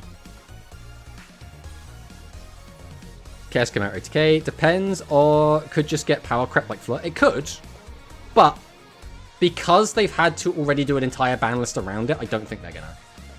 It's the Vector deck cringe, basically One Trick Pony very cringe, Omega cringe. Okay, so everyone's on the same page. We don't have to discuss this deck very much. We all know it's cringe, right? I think we're fine with this. In which case, we'll just jump on ahead. Now, what do we do with you? This was almost certainly one of the most cringe decks for a bit, right? I've been thinking they could hit the dragon deck to only special summon dragons, including extra deck, except links. That would fix all of the OTKs, I think. I mean, maybe. The issue is, I think it would be easier to just nerf the skill straight up without just, like, giving it a tweak. And so I think that Konami will probably do the easier option, which would be kind of sad. Umbral Horrors are very base, but this isn't Umbral Horrors. Normal. I didn't play Striker, so it's cool, but Striker variant is cringe. That's fair. I will not pay my taxes. I like Despia outside of Duel Links, but here they're absolutely cringe. A Despia normal to an extent. A Despia seems lame, relies on taxing the opponent and or the Dark Lord card. So, I like the Despia cards. I am a branded stan. I like the branded stuff. That being said, the skill was just like a free +3. Which, like, the Rebecca skill is like a +5. Yeah, the Rebecca skill is a +5. So, like, it was too shy of that, and these are all good cards. Whereas the Rebecca deck kind of forces you to put a load of crap in your deck, right? So this skill was already pretty good. Obviously, it was only a +3 if you were going second. The issue I've always had with this is I think Tax Dragon is always lame. There's not a way to frame Tax Dragon in a way that it is a fun or engaging card. It is just a lame card. And I still don't like that you have to use the first Dark Lord as your basically primary boss monster. I think that's also kind of lame. Like, not that there's anything wrong with the first Dark Lord, but like, let me use the monsters from my own archetype as my boss monsters. You know what I mean?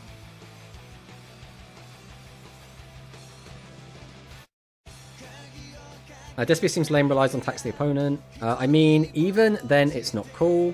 It's just different flavor of Utopia. Where was that message? Oh, I didn't play the Striker version. Yeah. If Despia goes first, it's Tax Dragon Turbo. If second, it's first Dark Lord Turbo. I just hate getting all my cards nuked. True, Alubit is hot. That alone should put it in base. No, I think this is going into lane. But, alright, let's move these around a little bit. Where are these going? I kind of like this as our lane. I think it goes at the top of lane for me.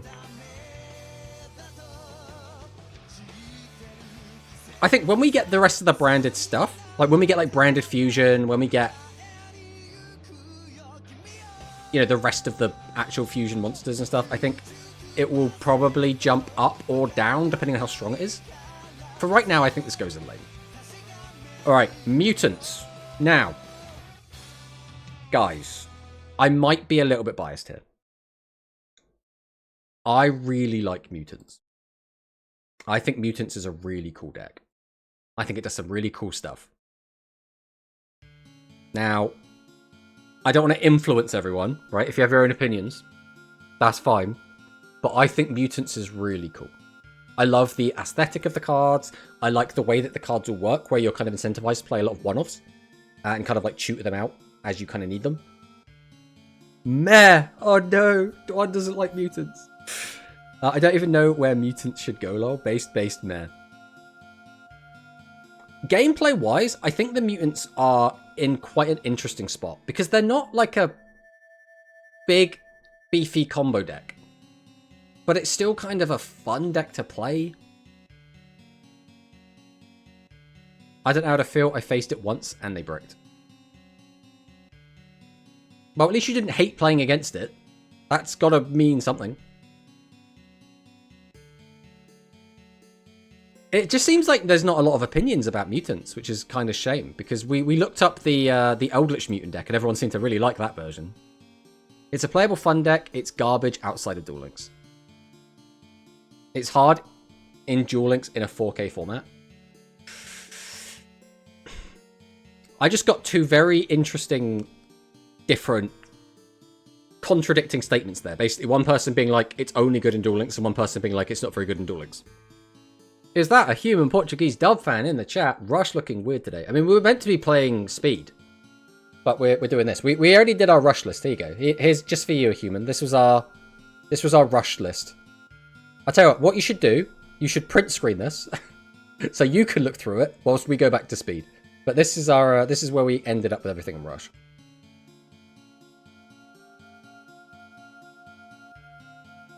With that said, I think there's enough people that don't like this that I'm going to bump this down to cool. I think that means it's bad in both. But, right, again, being bad is kind of cool, though, right? Like, the deck doesn't have to be strong. In fact, arguably, the stronger a deck is, the more cringe it is. I mean, just look down here, right? Hey, Sakadetsu, welcome on in, my friend. How are you doing today? Printed. So I think this is fine. I think this is fine and cool. Hope you all have a good day. We hope you have a good day, Sakadetsu. Right, resonators. Resonators. Right, this might be an unpopular opinion. I think this is a cool deck.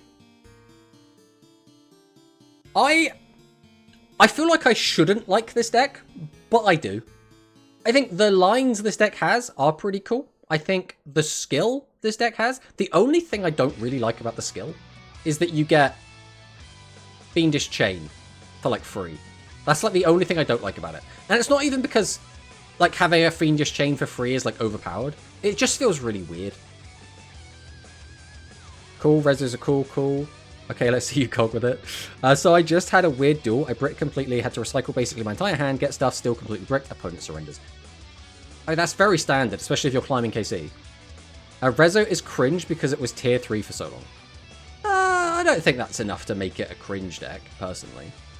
Can someone explain the logic of that surrender? There's oftentimes no logic at all. Blue Eyes get Majesty for free? I mean, we're going to get to Blue Eyes. I have a good day, thank you. Today is Independence Day in my country, so a lot of food was made. Nice! Or any excuse to make good food.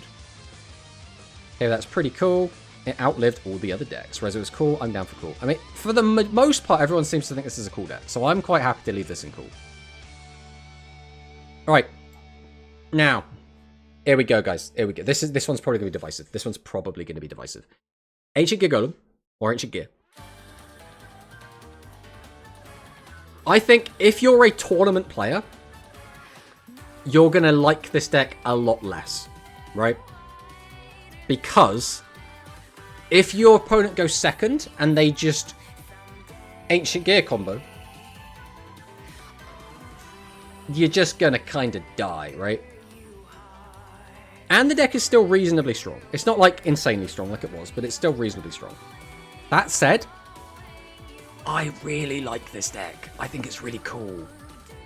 I love the aesthetic of Ancient Gear monsters. I was always a big, like, Chronos / Crowley fan from GX.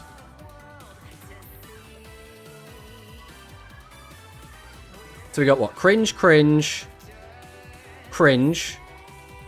cool, normal, cringe. Very linear combo. I don't know, I always love how the cards look and what Red Nova fun to bring out. Ancient Gear is normal. Ancient Gear Mad Strong almost beat me yesterday. I can't agree with Ancient Gear normal. Battle Hand Traps and Fortress. Do we really dislike Battle Hand Traps that much? Actually, no, because is it by Battle Hand Traps? Are we talking about? That's the wrong one. Are we talking about Kite Roid? Because I'm all for like screw Kite Roid. Am I blind? Is no one playing this deck? Or am I just completely blind? It could be either.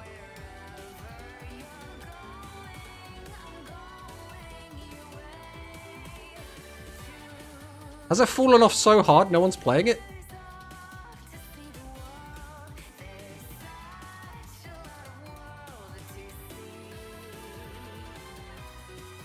Okay. See, Aaron is the Ancient Gear guy, right? Like, Aaron is the Ancient Gear guy. I don't... Nah, I can't defend it. I can't defend it.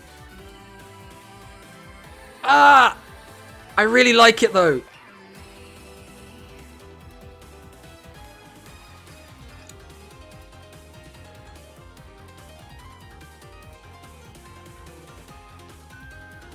I'd say normal. I can agree to lame but not higher. Normal. I enjoyed it for the best of times but hated it during the worst of them. Kite Roid and Signal Red. Because the issue now with Ancient Gears is that most decks can beat them completely.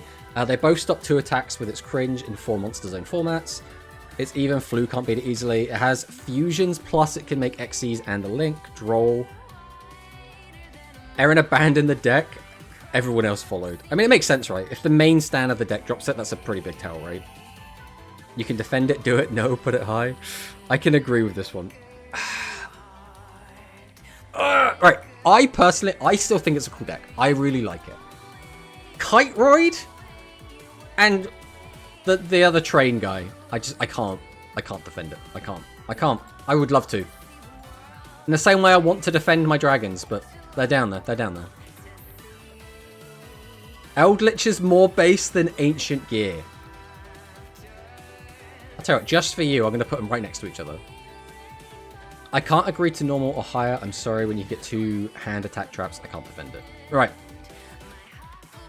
Generators. Generators, guys. Generators. What are we doing with generators? Generators is...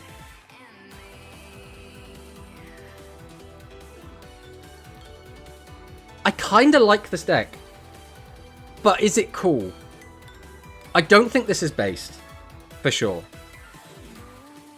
Normal, F them, cool. So I'm guessing that's like a cringe, normal, and cool. They hand rip? They do hand rip. They hand rip very badly, though. So I don't mind it as much. But they do hand rip. Not fun to play against if they go first. I'd say normal, just because those who can play with them can win so much. Cool, normal. I can agree to cool. I don't think it's going in cool. I think it's debating right now between normal and lame. I think I'm happy to have them in normal. Because this deck is like, it's kind of cool, right? You get to, like, the actual idea of playing the deck, you get to, like, turbo out your field spell. The field spell gets out the bosses. Then you get out a load of tokens. Then you can use the tokens to use the boss's effects. And that's a cool gameplay loop. But as people are saying, if you go first, you can set up a bunch of negates. You can go into the Xyz monster and start ripping cards at your opponent's hand. It is a bit awkward.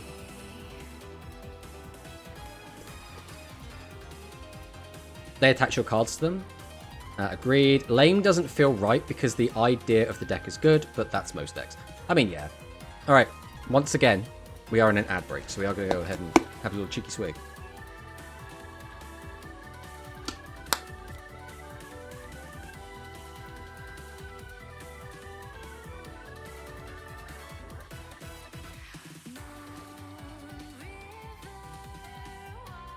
I'm not sure about some of the rest of these decks, actually.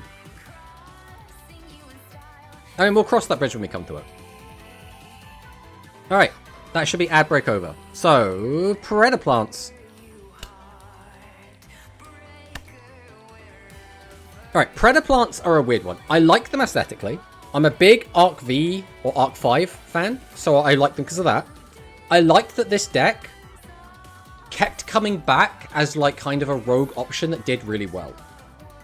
But the deck does just kind of have the ability to just turn off a bunch of your opponent's shit. So it's sort of like Floodgates, but it's like soft Floodgates. It also had some really annoying hand trap cards, if I recall. Are we judging it right now or like in general? So this is, for the most part, right now. So is this deck cool right now in the meta? It's not cringe, but not based.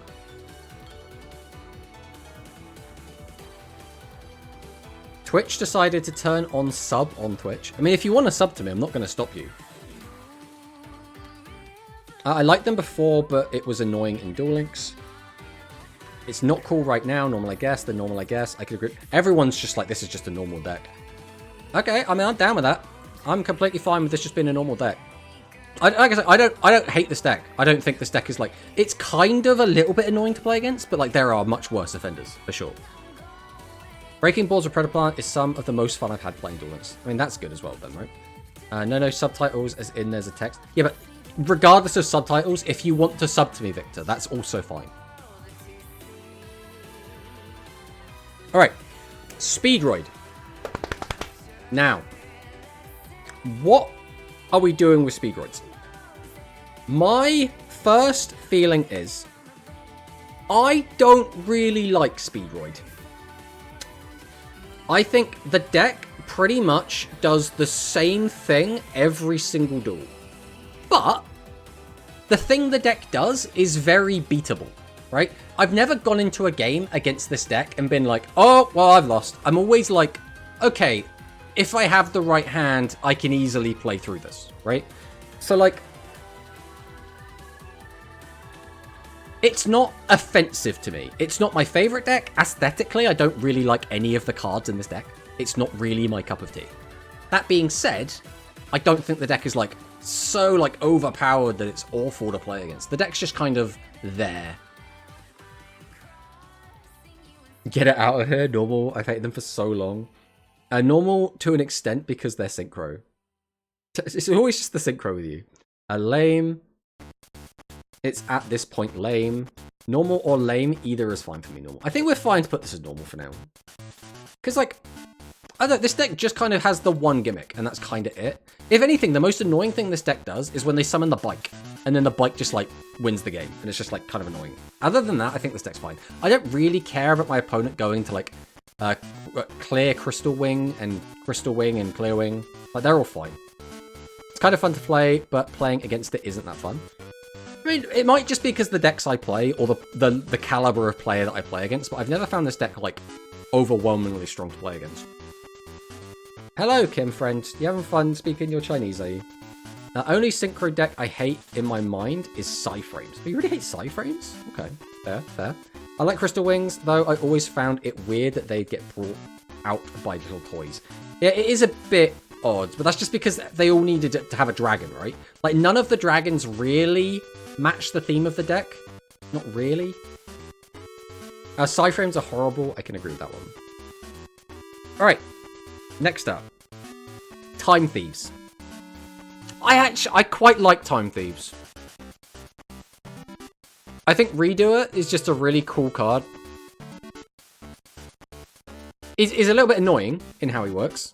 Lame! Everyone's just lame. Lame, cool. Valance have coin flip and dice roll. How are they normal? Sorry, Quantum. First things first. We'll give you the exclamation mark Quantum, because we do have that. Second off, there was a lot of back and forth over Valance. This was one of the most contested decks in the chat. We had people batting for them, saying they should be all the way up and based. We had people saying no, they should be all the way down and cringe. There was a lot of back and forth talking about the end board it makes and how sometimes it's fine, sometimes it's not. There was talk about how it's a really good going first deck, but it's completely ass going second. There was all sorts of opinions flying around for this deck. And they were so polarizing, like they were so much like, it should be based, it should be cringe. We just went for the middle. That's where we ended up. I'm a Time Thief player, but it's lame. I think they're normal.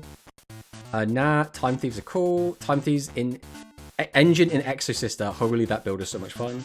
Cool. I like Redoer. The rest of the deck feels like very basic rank 4 deck. I mean, it kind of is. That's what the deck is, just a rank 4 turbo deck. Right? Redoer is kind of cool. Time Thief is really cool. Yeah, the end board is cringe. I've never seen that build yet. Time Thief is like Live Twin. Is it like Live Twin? I don't know if that's the... I mean, right. I'm in no position to, like, say, because I haven't played either of these. Like, I played Time Thieves a little bit in Limited. I have never played Live Twin. I think I just said Live Thief. Time Thief. But when I've played Time Thief, I thought it was really fun to play. And it didn't feel like Live Twin. I hate Pendulum. Live Twin is worse. Okay. I think, since there's a lot of cools and there's a lot of lanes and a lot of normals, I think the safe thing to do is just leave this in normal. I think leaving this in normal is fine.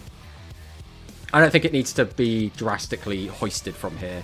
It seems like some people really like it, some people really don't. Nobody thinks this is cringe, nobody thinks this is based. This is just vanilla. It's vanilla. Time Thief, you can make Rebellion. I mean, that's fine. This is Ice Jade? Is this Ice Jade? I've got to go look now. Yeah, okay, it's Ice Jade. I'm not super familiar with some of the artwork in Ice Jade. Ice Jade is based. If you play it, you're based. Ice Jade based. When I face Torrential Tribute, I never think, wow. Oh, Time Thief. I never think this would Tribute. I think, wow, this would be a fun duel. That's fair. Yeah, Ice Jade, yes. Every other opinion is invalid. Ice Jades are cool, no pun intended.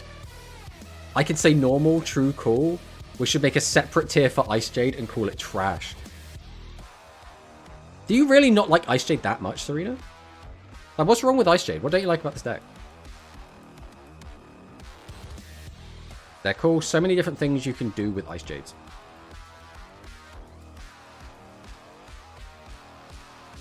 Alright.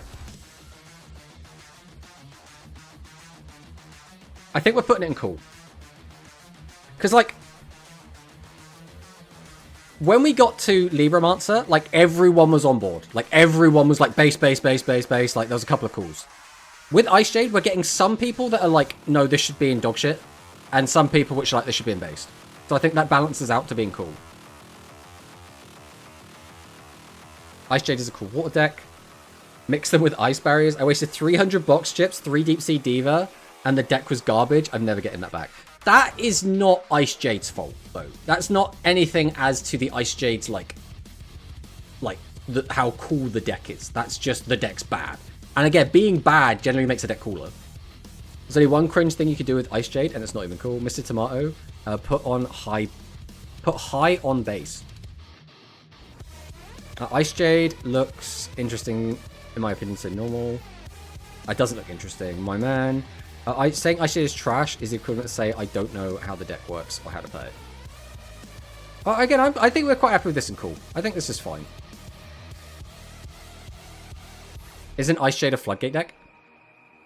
Not in Duel Links. It's not. In Duel Links, you're not really doing a lot.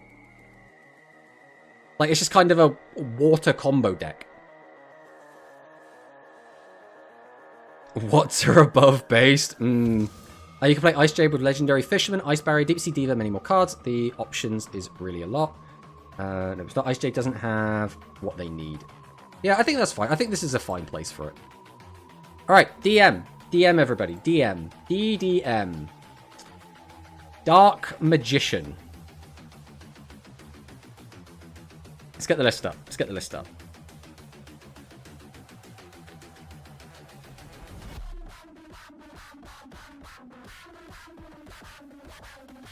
What is like... This also seems like a weird build.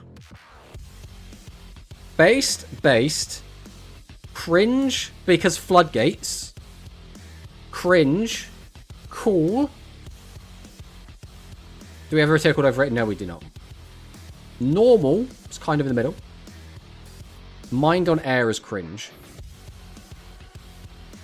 Which one's Mind on Air? This guy. Oh, is this one of those, like, your opponent can't reveal cards from their hand, so it's a floodgate?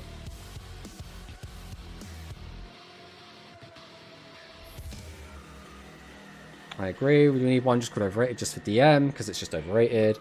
I like Mind on Air. You can like it. That doesn't mean it's not cringe. DM is mainly meta because Floodgate, let's be real.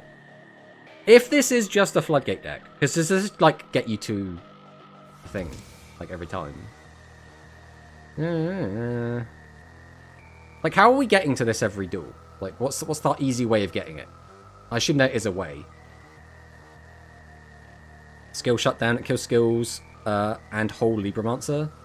DM is cool because the Japanese voice lines for Yugi, that does give it some style points, to be fair. But I think it's still going to end up being quite low. Floodgate combo, it's more than just the Floodgate, to be fair. Navigation. Wait, navigation gets you to...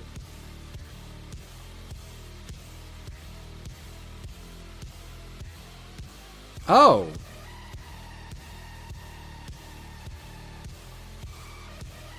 Oh, that doesn't work, does it? Oh, level 7 or lower. Why does this just summon any level 7 or lower Dark Spellcaster from your deck? That's so annoying. So, but people could have been doing this forever, right? Like, this came out in 2017, so people could theoretically have been doing this long before they got the update and the new skill and everything. Alright. I've heard everyone's opinions. Some people are like it's a Floodgate deck. Some people are like it's more than just a Floodgate deck. Some people like the deck, but the Floodgates exist. I think because of that, this is going to go into lane. I think if it wasn't for the Floodgate stuff, this would be at the very least normal. But because of the Floodgates, it's going to go in lane. I think that's fair. I think that is fair. They wanted you to summon Illusion Apprentice with it. I know because we've not had the skill added navigations. They used to summon Kaiku and the level 2 tuner. Lame is a good spot. I think that's fair. I do think that's fair. It's not like too harsh. Because I think, again, take the Floodgates out and like some of the degen shit, this would go way higher up. This would go high. This would probably even go a bit higher if it wasn't for Imano or Watu. Like, I don't even hate this deck. It's just Imano. Like, fuck that card. Hello, Weenie-sama. Or Uni-sama? I don't know what's really pronounced that. Where is Blue Eyes? Blue Eyes isn't on the list yet. Blue Eyes is further down. We'll get to Blue Eyes. Don't you worry. Alright, Gusto. Gusto. I assume this is Gusto. I'm pretty sure this is Gusto. I've played a little bit of Gusto. Gusto is a deck that is like... It's either really annoying to play against, or it's just really cool. It's kind of in that area of like... It can just be like an endless conga line of assholes. But I haven't played it a ton in Duel Links specifically. I've played it a lot out of Duel Links. Based. Normal. It's not based, I guess.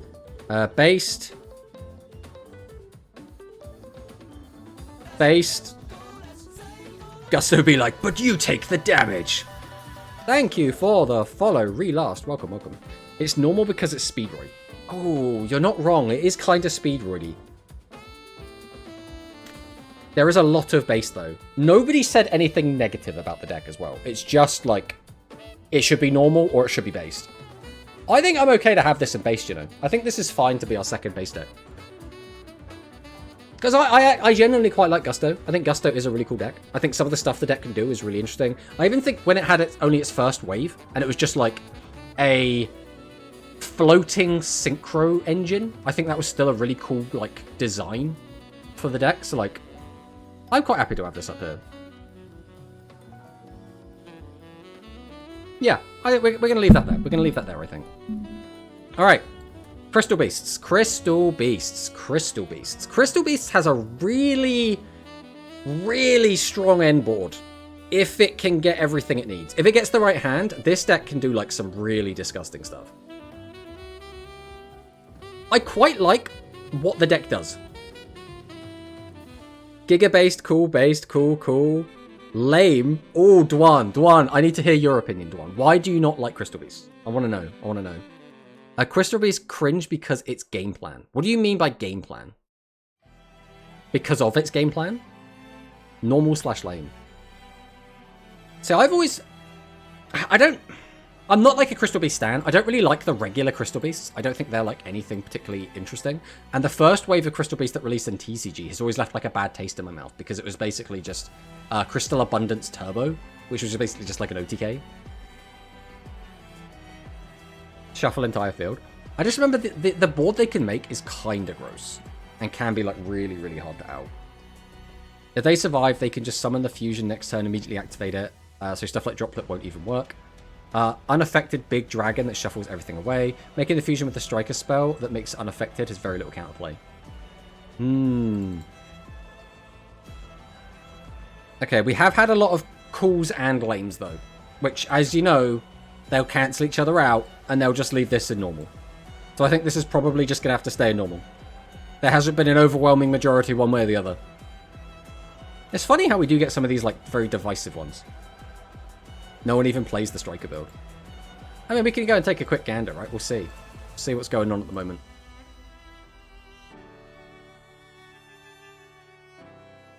What do we do? Rainbow? Well, that's probably going to bring up the hero stuff.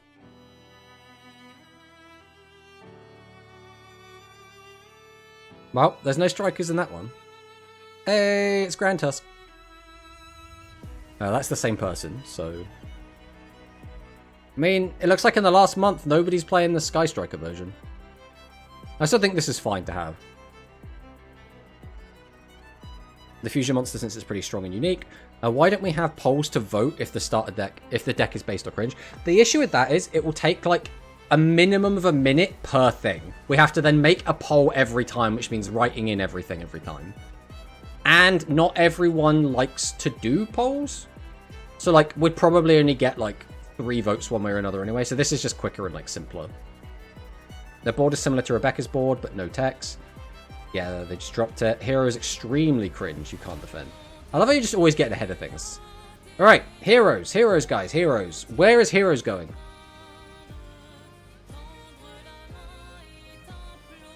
You know what? It can go there. I think that's good. Lame, cool, lame, immediate cringe, Dragonic Contact, extremely cringe, cool. Alright, everyone's saying this is cool. Is it just you really like heroes, right? You like the idea of heroes. You're a GX fan. You like playing the deck in general. Or are you... Dragonic Contact is actually a really well-balanced skill. Summoning Rainbow Neos, or what was it called? No, Rainbow Dragon and Arm Dragon Thunder and Arm Dragon level 10 and Rainbow Neos for free is fine. And all the floodgates are also completely healthy and fine. Like, I want to know. I want to know. Because you can like heroes, but still think the hero iteration in Duel Links is cringe. Those two things are not, like, mutually exclusive. Well, they are mutually exclusive. Dragonic Contact would be okay if it didn't give you Super Poly. It would be a lot more tolerable. The issue that I have with the deck isn't actually any of the skill itself. I don't actually care about Super Poly that much. I also don't really care about the free massive guy they get for nothing. The thing that bothers me is just the floodgates. It's the floodgates. I hate DDG. I hate Necro Valley. I hate all of the floodgates. Some of the lists for playing Power Sinks though. I despise it. I don't like GX that much, so I play the deck. It's pretty fun to play, IMO. Heroes are cool overall, outside of speed duels. I like heroes, but yeah, hero played a lot of floodgates. Hero get all the glue skills. Hero outside of Duel Links is cringe because it's floodgate turbo. But in Duel Links, it's floodgate turbo. Like, we don't have the same floodgates. We're not using Plasma and Darklaw, but we are still using DDG Necro Valley. Like, does that make it less cringe that we're using different floodgates? Hero is cringe outside of Speed Duel. Once again, it's still floodgate turbo. Think about it. Dragonic Contact would be okay if it was one monster per duel, or once per duel. Yeah, floodgates make it normal. So outside of floodgates, you like it. Personally, if it was just me, I would have, and the floodgates didn't exist, if you couldn't play DDG, if you couldn't play Necro Valley, if it wasn't optimal to play them, for me, this would go in normal. And the reason it would go in normal is because I'm not a big Neos fan. Like, in general, the Neo side of heroes doesn't do anything for me. I actually am more inclined to like the Chaz side of the deck. I like the Arm Dragon Thunder. I like the Arm Dragon level 10. I think those are cool. So for me, this would go in normal. With the floodgates, I can't put this above lane. Speaking of floodgates, some people still want Darklaw to come to Duel Links. Hopefully get yet another floodgate. So hero in general is just cringe. DD Necro Valley, the trap card that negates field and quick plays, they play a ton. Yeah, for me, I can't put this above lane. It's not happening. The issue with Dragonic Contact wasn't the free monster, it was the free Super Poly. That was the free Poly that was doing it for me. I mean, that doesn't... Again, I think it depends on the deck you play. Like, the decks that I have played, for the most part, the only time I ever lost a hero was when they would floodgate me. If they put down a Necro Valley, I could... It was basically now like, okay, I need to get to, like, Nightmare Phoenix, get rid of that, and then we're good to go. If that wasn't available, then Necro Valley would just, like, lose me the game. DDG, on the other hand, different dimension... I already forgot what it's called. The trap card that banishes all your stuff for the rest of the turn. Because it's a lingering floodgate, there is not any way to interact with it other than negate it, like, as it activates. Which sucks, right? There's just nothing you can do about that. So it was either, like, have a very specific out, especially if they go first, or just die. And I've never been a fan of that, personally. Hate the deck in terms of GX lore. I always hate how Jaden uses Arm Dragon better than Chaz. It is a big shame. Because we even just got a new Chaz skill that wasn't very good, right? Like the new Arm Dragon skill. Fair enough. I want Ab Zero. Free Super Poly is fine. It's just their draw powers to get into the floodgates. I mean, yeah, that's the other thing, right? It's sort of like Elemental Circulation in Rush. Where it's just like you play hero as an engine, not as an actual deck anymore. Alright, who is this? This doesn't look familiar. Who are you? I genuinely don't know who that is.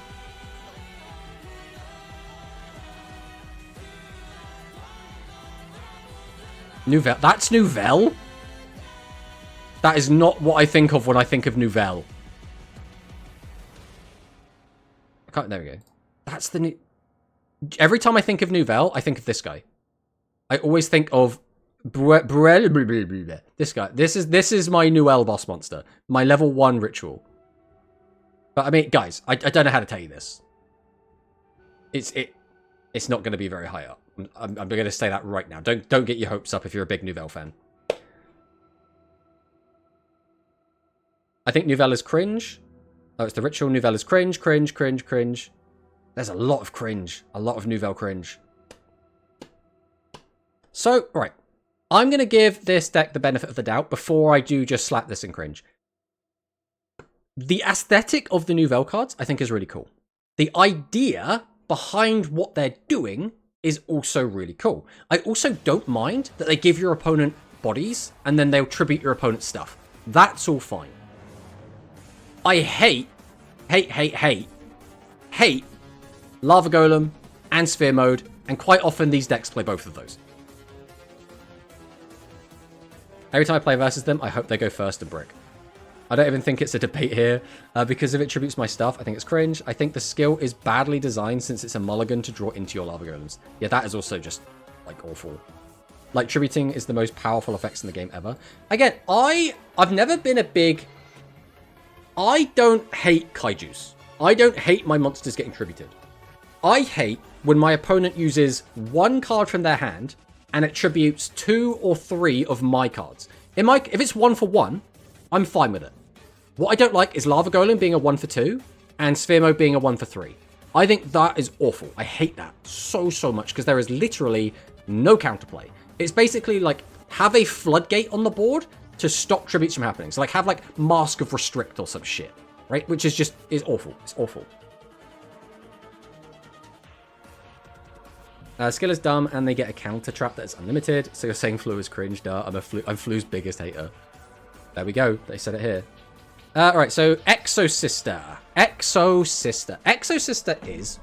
Alright, I don't know what the current iteration of this. Because, like, for all I know, I'm going to be like, I like Exo Sister. I think it's kind of cool. And then someone in chat's going to be like, it's a massive floodgate deck. Lame. Mask of Restrict count as sheer rituals. There we go, then. Alright, let's try and get back to here if we can. Lame, normal, cool. We got another cool.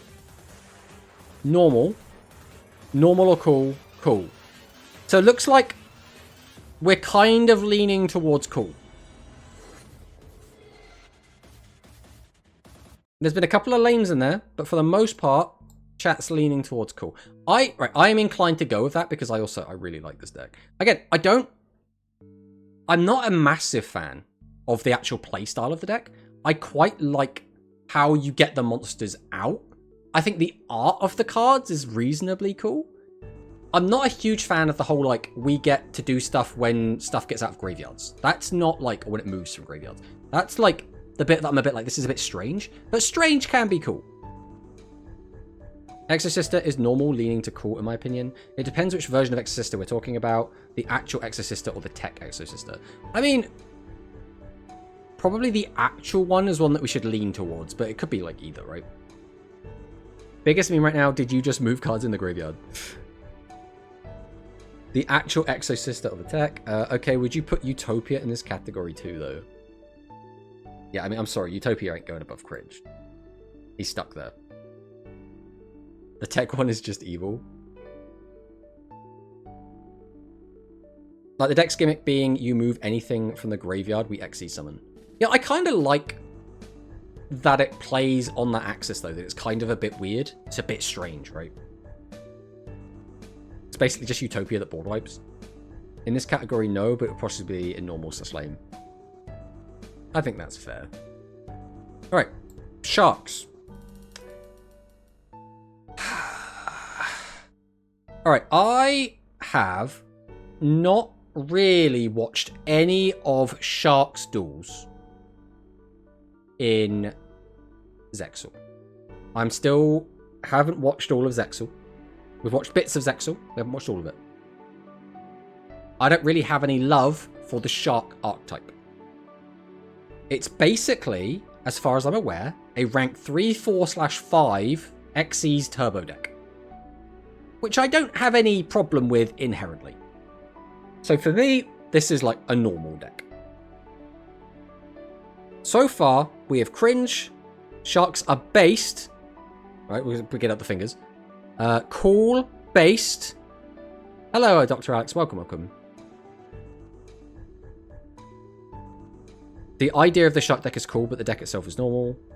We go normal. Shark are kind of lame. Okay, I'll put that in the lame pile.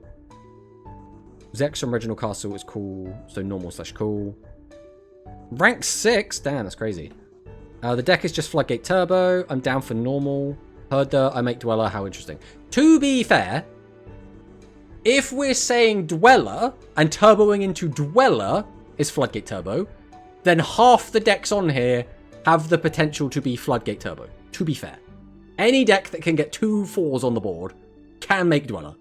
Right? So, like, I get what you're saying. Dweller can be very annoying to play against. Some decks get massively destroyed by it. That being said, Dweller is so easily accessible by, like, most decks that I think if Dweller is the only Floodgate we're talking about, I'm not inclined to say it's just like Floodgate Turbo, the deck. It's not Floodgate Turbo, but they do have DDD guy that can negate summons. Oh, I King Caesar? Is it that one? The rank 6? Might not even be Caesar. I mean, going first Shark is straight up evil. Shinobu Dej. Okay. I've seen enough of people saying it's, like, really good and really bad. It's kind of even. So I think we're kind of okay to leave this in normal again. Rank 6 I was referring to. There we go.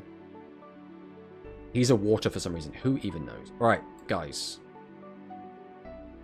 Orcus. Alright. Is Quantum still here? We need an Orcus champion.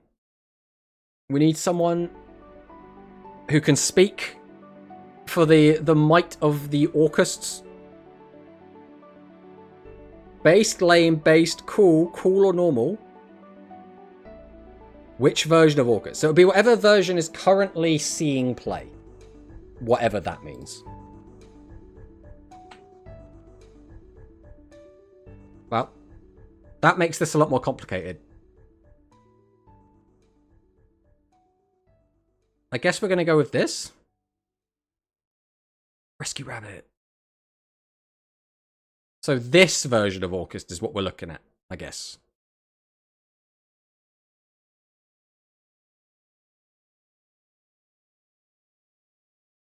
You don't deserve to put Orcus in your fluffle. What do you mean? You're not supposed to turn on me. You're supposed to be here to defend Orcus. You're supposed to be turning on chat. Orcus is based. I don't know. I don't care. Cringe because Lou made it cringe. He's busy sleeping with his Galatea. All versions are being played. Orcus is played in everything. Normal. Bonus points to Rescue Rabbit. I mean, we can go and take a look at the Rescue Rabbit version. This is a very different list. I love that Overdrive is what's been picked. There must be a better pick than Overdrive. Surely there's a better pick than Overdrive. Oh no, Quantum is here. Run, everyone. Hello, Sax. Welcome. Bonus points to Rescue Rabbit. Yeah, I used to hate it, but it's cool now. Orcus was cringe when we had Mermaid. I could agree to normal or cool, but now it's hella based because the brick like a motherfucker base list. There isn't. How can you call this cringe when it's playing Overdrive? Nah, because it's a machine, Lamau. Yeah, but there must be... What I'm saying is there must be better machines that are normal monsters you could use, surely. Surely there must be.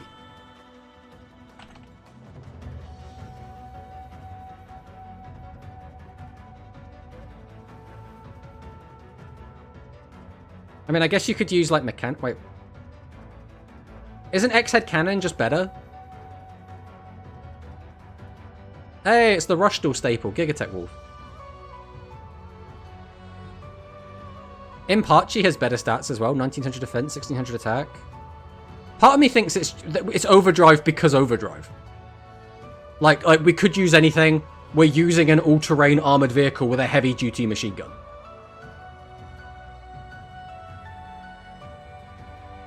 Mechanical Chaser, better pick OK Ophion.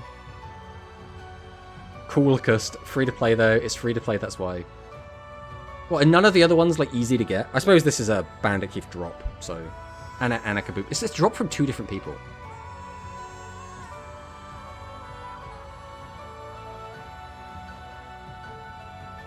Dark Attribute is better, but it's an Earth! Alright, because you're saying about using Mechanical Chaser. Yeah, using Mechanical Chaser would be better in terms of getting locked from the... Is it Galatea locks you? Who is it that locks you? Someone locks you. Oh, it's all of the Orcust effects. Yeah, it's all of the Orcust effects. Alright. Alright, based on everyone's opinions in chat, I think this is going into cool. This is going into cool. This isn't going to go based. There were too many people that didn't think this should be based. But this is definitely a cool. This is definitely cool. Normal for rare cards, all of them. We did it, Orcus Bros. I don't know how high up in cool I want it to be. Like, we haven't really arranged these very well. We've just kind of thrown them in as we've gotten them. But we're going to throw it in the middle of cool for now. Alright, guys. Next up. It's everyone's favorite.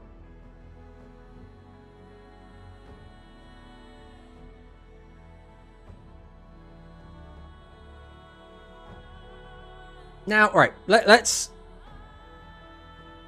It's very...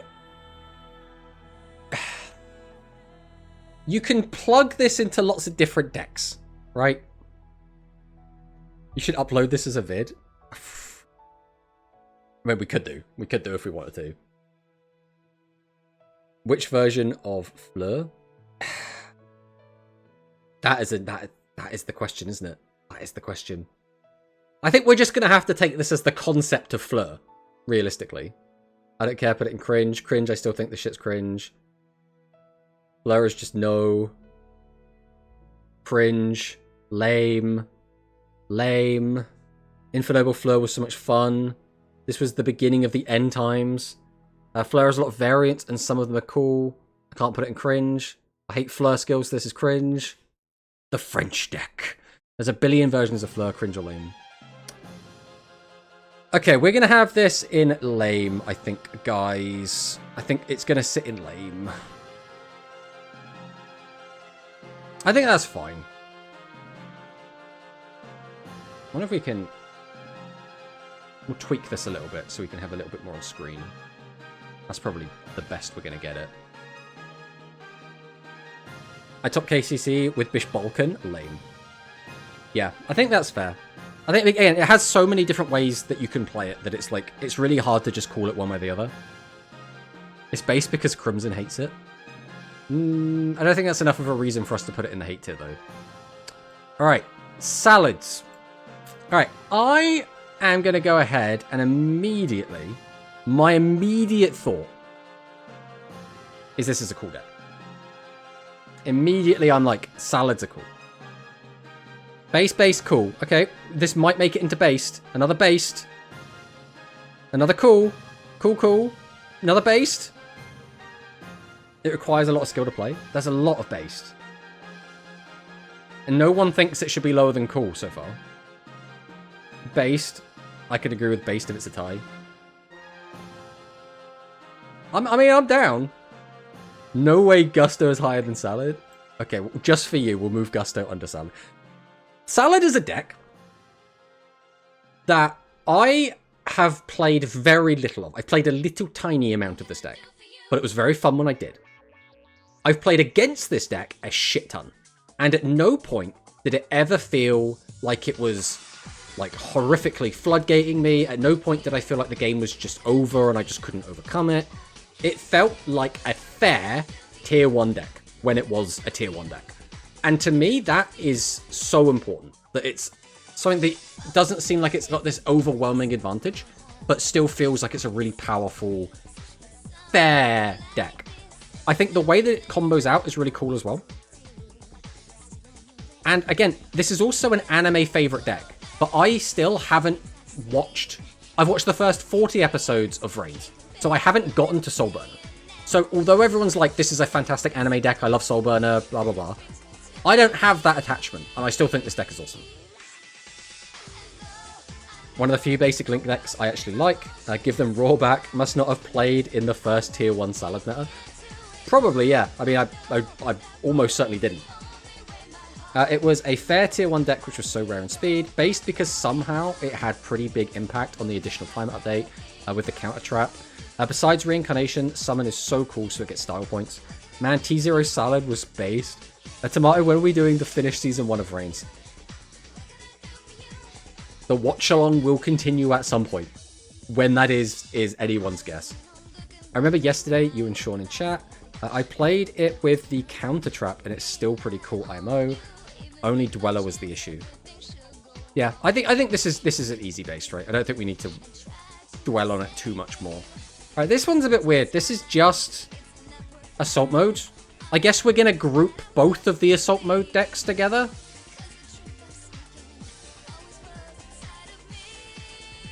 I don't really have much of an opinion. 2098, Tomato's still not finished Reigns. Maybe. Assault Mode W? I don't have any strong feeling about it, to be honest. T0 Salad took skill 2, like everyone knew how to make Raw plus Dweller, but how many of those people knew how to play the mirror? I had to use Photons to beat Salads in the first Salad format. Cyber / Dark Fluid Bros. Normal / cool, Assault Mode based. Cool seems right. I mean, I don't really have a horse in this race. I think the deck's, like, neat. It's not anything, like, crazy. Veg, normal, cool. Just because it's for both? What do you mean by that, Victor? If it was for one or the other, would you bump it up or down?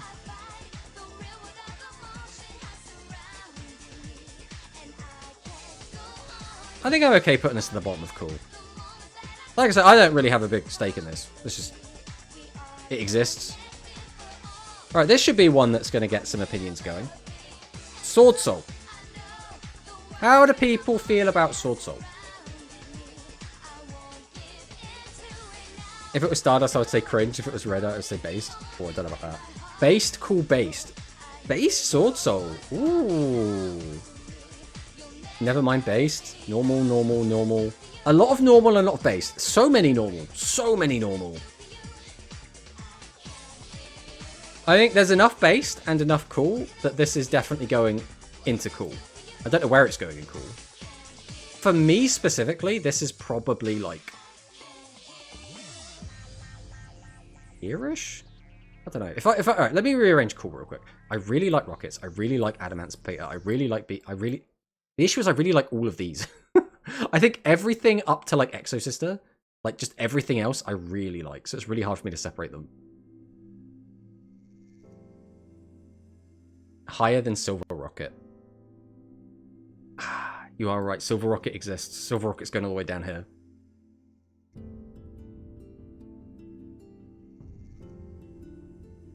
Extremely linear combo, but adding Mirror Jade into the mix spices it up.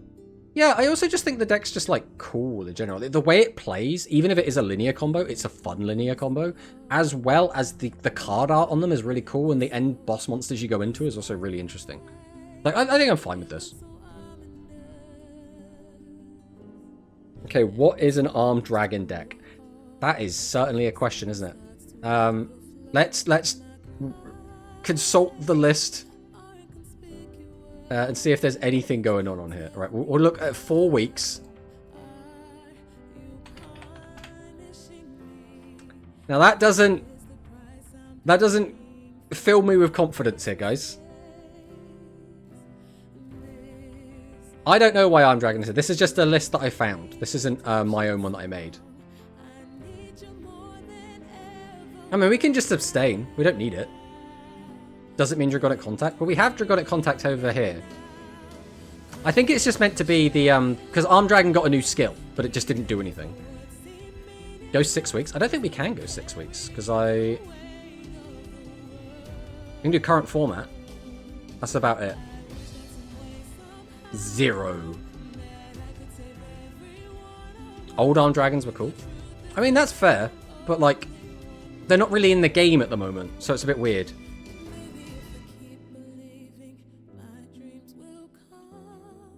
Search the skill. I mean, do we even need to? No one's playing it. Like, we know no one's playing it. I think we could just abstain it completely. Where's Gunkan Suship? Yeah. It's not going to be on here, I don't think. I think we're just going to skip it, and we're just going to go straight to Thunder Dragons. I'm playing it. That's fine.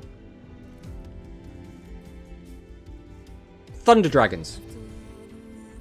Now, Thunder Dragon is kind of a floodgate deck.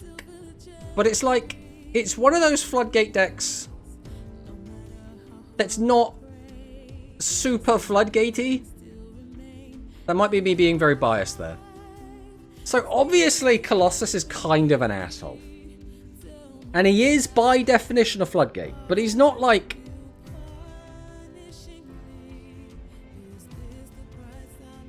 I actually don't think Colossus is like the most offensive card in the game. Cool, cool. Normal because Colossus. With the new skill they play, it's cringe. Because that skill should not be okay to be played with it. Normal. I mean, that's fair.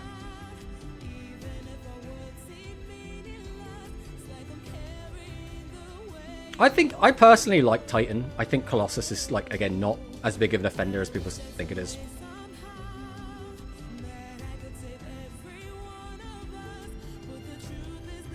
I think we're going to leave this in normal. I think there's enough normals as well as people saying it should be higher or lower that it's going to balance out and end up in normal. I think that's fine. Okay, guys. Here we go. How many people in chat are Ray stans? Let's get you all out. Everyone expose yourself. Cringe, cringe, cringe, cringe. Wow. I was not expecting this. Usually, there are like 30 people that are always like, I heckin' love Ray. Lame, lame, lame. So we've got triple cringe. No, 4 cringe, 3 lame. I love Sky Striker. I checked there's only 3 lists submitted with Armed Dragon. Skill is actually that bad. That's not surprising. I think I'm okay to have this down here. Whereabouts, though? I think I'm okay to have this in lame. I don't think this has to go all the way down into cringe.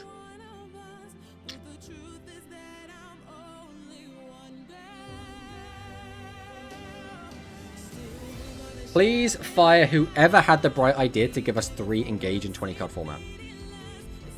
No. I don't know. So Sky Striker is a weird deck because I like, again, the fact it plays on a different axis. I like the fact, thematically and gameplay-wise, they work so well in tandem. Like, the ludonarrative dissonance of this deck is incredible. It also, again, it doesn't really play like a lot of other decks. It kind of plays its own game. It's kind of this, like, control-style deck, but thanks to the latest spell they got, now it plays sort of an aggressive combo strategy. That being said, it's kind of just a pain in the ass to deal with. I got decked out by Striker. Ooh. They should promote them, to be honest. I think down here, like, near the bottom of lame is fine, right next to heroes. They can be sandwiched between, like, main character of DM and main character of GX. That's right where Sky Striker should be. Alright. Here we go. Chimera. I don't like Chimera that much, guys. I don't know what you guys are thinking, but to me, this deck's not very fun to play against, and kind of has a really disgusting turn 1. Cringe, cringe, lame, lame. Cringe, cringe. Cringe. Is cool and Master Duel? Duel Links. Yeah.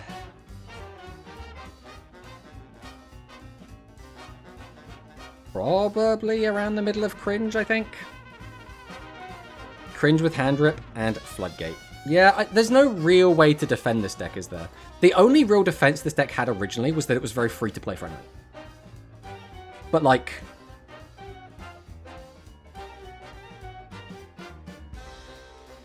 I don't think it's going anywhere else other than cringe. Alright, guys. Now, I might be a bit biased here, but I think Dinosaurs is a really cool deck. I think, although it has quite linear combos, they're really cool linear combos.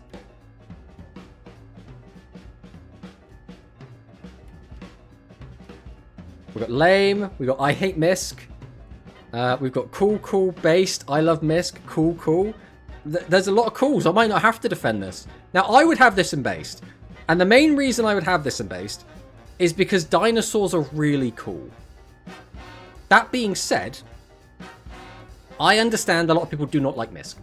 I understand that Misk can be very frustrating to play against, depending on what deck you're playing. Some decks don't really give a shit about Misk. Some decks, it absolutely turns everything off and you can't do anything. It's not a floodgate, but it's annoying. Of course you think that they have 2 Omni Negates now? Yeah. The only reason I'm saying it's cool is because of you, Tomato. I like it, personally. I think this is a cool deck. You know what? I'm going to put this right next to Silver Rocket. Right next to Silver Rocket. Right between Silver Rocket and Exosisters. Right where it belongs. 2 Omnis. I assume he's talking about you can do a line where you can go into thingy, but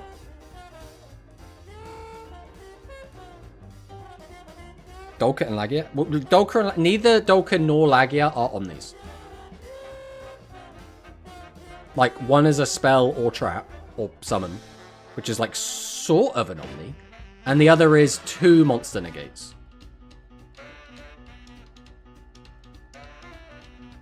Yeah, so one of them is spell or trap or summon.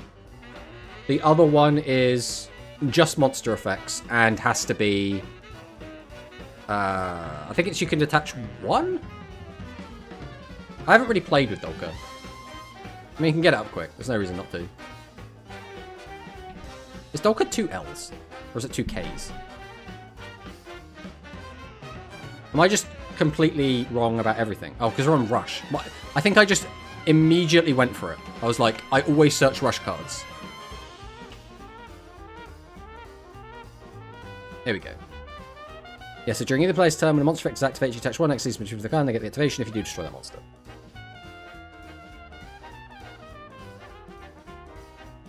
Attach 1 for Dolka, 1 is Judgment, the other is Strike. I mean, basically, right? Normal summon negate is kind of cringe, though.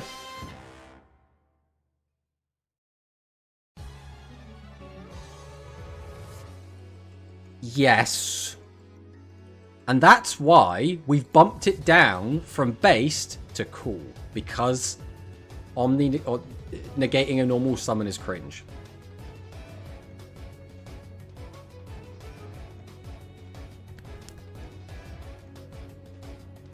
I saw someone playing the continuous spell from Flu in Dinosaur earlier today, but why would they be played when someone can explain it? How dare dinos have an out to a mono? I know, it's disgusting. Not if you negate the summon of a mono. There was, I think someone posted in my Discord earlier. Let me see if I can find it quick. I think Baz yoinked it.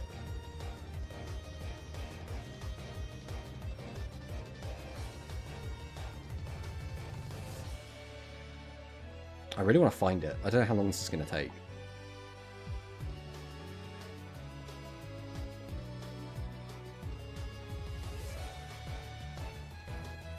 Have I already gone past it? I might have already gone past it.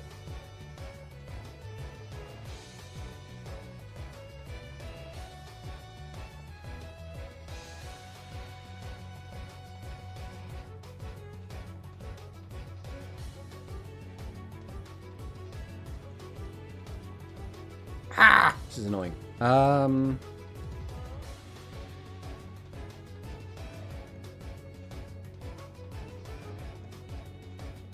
I can't find it. There was someone posted a image of they were playing dinosaurs against Imano Awato, and then they summoned Imano, negated the effect of Imano, then they summoned another Imano.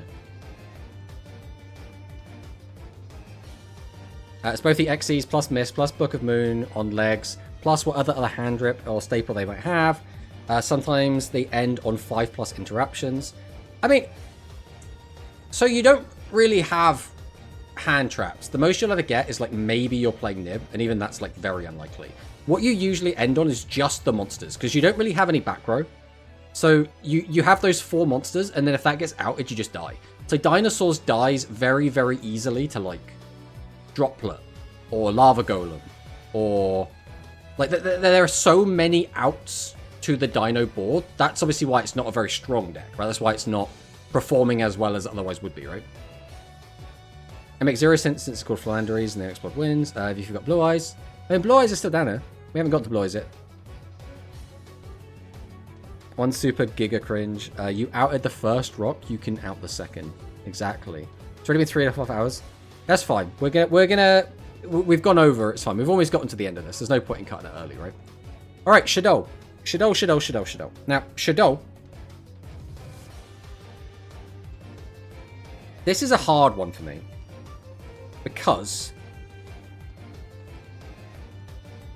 Floodgate bad. I hate the Floodgate. The other issue is this deck is really not fun to play against, right? It's quite fun to play. It's not fun to play against. You've got all of these different effects going off. You can't like destroy them. You don't want to flip them, so you have to like play around just all of this other bullshit. And it can be very, very annoying. But it is a very high skill cap deck. I think if you're very good with this deck, you can do a lot of really crazy shit with it, which makes it very fun. That being said, I think the highest this can go is lane. I think Winder is too much of a pain in the butt to have this any higher than lane. This is either bottom of lane or top of cringe. It's one of these two. IP and Goddess pay to win, yeah. Don't worry about that. They're fine. Wait, I have those cards. I'm not paid to win. But hello, Reggie Master. I think I kind of want to put this in cringe. But I do think when this deck is played to a high level, it's really, really cool. So I am going to put this at the bottom of lane, I think.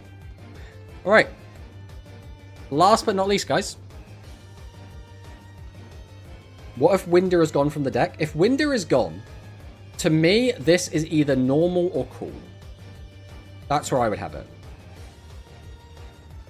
Where's Suship? You're the second person to ask that. Fine, we'll do Suship after. We'll treat this as Suship and do it after, since there are multiple Suship players here. Cringe, do we even need to say anything else about Blue Eyes White Dragon? If Winder's gone, I'd say top of normal. Normal. So we've got a normal and a cringe so far. Another normal. Make new category, mega cringe. Put Blue Eyes White Dragon in there. Normal. There's a lot of normals. It seems like most people think that Blue Eyes is either the worst thing ever, or it's just a kind of whatever deck. That seems to be the consensus here. Blue Eyes mega cringe. So, let's get to the bottom of this. Do we not like this deck because the deck is glue? Do we not like it because it's everywhere on ladder? Do we not like it because the deck is just really obnoxious, makes a really hard board to break, or breaks your board really, really easily? Do we hate this deck because it's seeing a shit ton of playing tournaments? Every time you do a tournament run, you get knocked out by Blue Eyes? Like, what is the reasons people don't like this deck? Every point. I play Blue Eyes and I still think it's cringe. I mean, Majesty set turn 1. It doesn't take skill to play. I mean, it's glue. Majesty is powerful, but it's not cringe. All of the above. I hate it because they are all getting a free pop for 0 reason.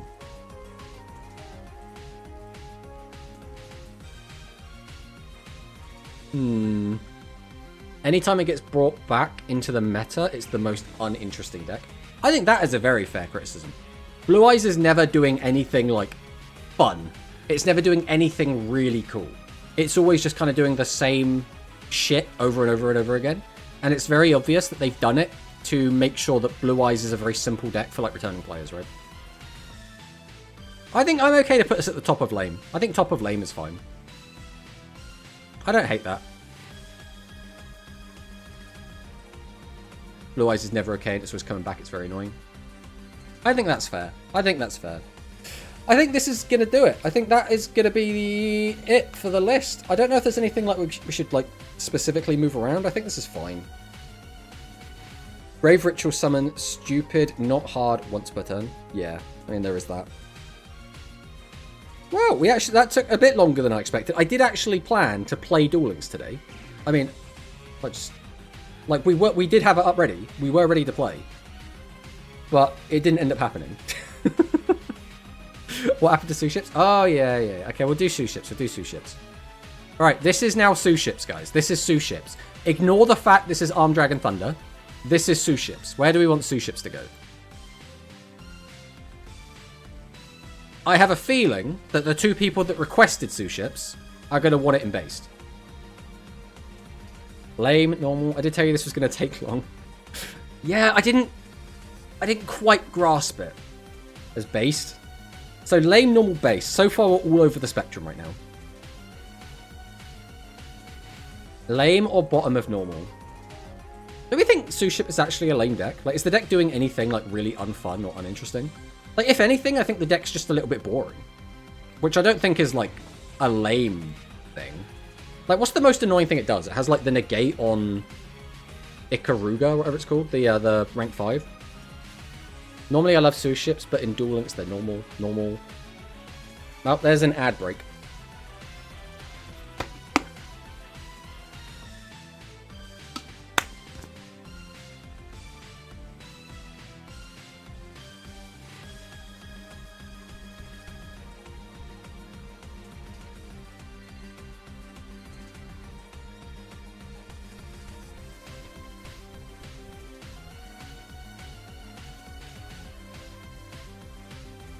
Welcome back from the ad break. Sue Ships is always a free win when I go against them. The direct attack is not fun. Kinda, but I mean, you should have back row and interruptions on your monsters, so it doesn't really matter, right? Now, obviously, they can negate your monster's effects with the... I think it's I forget what it's called. Do the thing with Sue Ships that I've seen so many run Exorcisters. I think this is fine to just be a normal deck. I don't think we need to move it out of there. I think that's fine. But I mean, if we compare the lists, right? We have a lot more base decks in Rush. We have so fewer cringe decks in Rush. Now, obviously, depending on your personal preference, you might mix those up, right? But for me, I think there are so many like really cool base decks in Rush that are like... you have to take this with a caveat as well, because not all of these are like seeing tournament play, but at the same time, not all of these are seeing tournament play. So, you know, you could tailor the list to be a little bit different, right? I think, obviously, there's a lot more conflicting opinions in Speed about what decks are really cool and what decks are really, really lame or really, really cringe, right? So I think because of that, you're going to see a lot less based, and obviously negativity is always going to be like way up, so we're going to see a lot more cringe decks as well. Time Thief is in this list, but no Dark Fluid. I mean, you're not wrong. Like, Dark Fluid is another one we probably should have been able to vote on, especially since it did win a tournament recently. But Sue Ship is 3 out of 5-star deck. Haha! What about Geists? Do they go with Eldritch? Probably? That's right, Crimson isn't here, so we don't have to worry about that. God, so many cringe decks, though. I wonder if any of these cringe decks could realistically come out of cringe. I don't... Out of all of them, the only one that potentially could is Utopia, I think. This has to stay here. This should stay here. This has to stay here. This has to stay here. This has to stay here. Maybe that could come out, but... Lava Golem. Geist is cool / normal. I don't know. Important question, what do you play in KC, Blue Eyes? I play...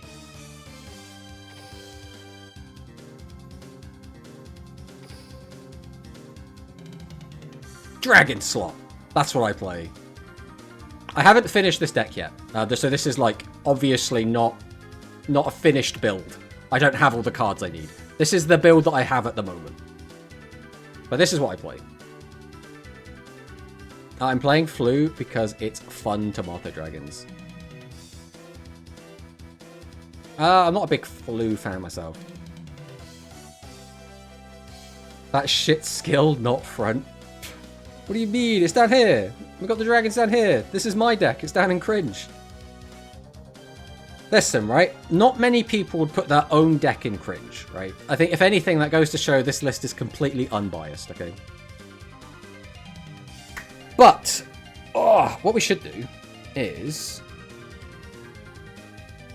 see what's going on.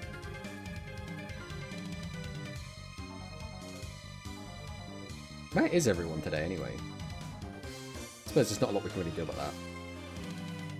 So I think we are going to start wrapping things up. We have already kind of gone over. Ooh! Alright, we're going to raid into someone not playing Duel Links. Unfortunately. There's no one I really know that's playing Duel Links right now. So we are going to go ahead and raid How, I think. And that is going to be the end of the stream. Thanks for hanging out, guys. This has been a ton of fun. We're going to go and raid How, who's playing Uma Musume. Which, you know, horse racing. I'm sure, right, horse racing, anime, Yu-Gi-Oh! Anime, mobile game. There's a lot of crossover there. But we will be back again on Thursday. Thursday, we will actually be playing the game. We will actually be playing Speed on Thursday. I promise we'll do that. We were planning to do it today. We didn't do it today. But thank you guys for hanging out. It's been a blast. And I'll see you next time. Goodbye!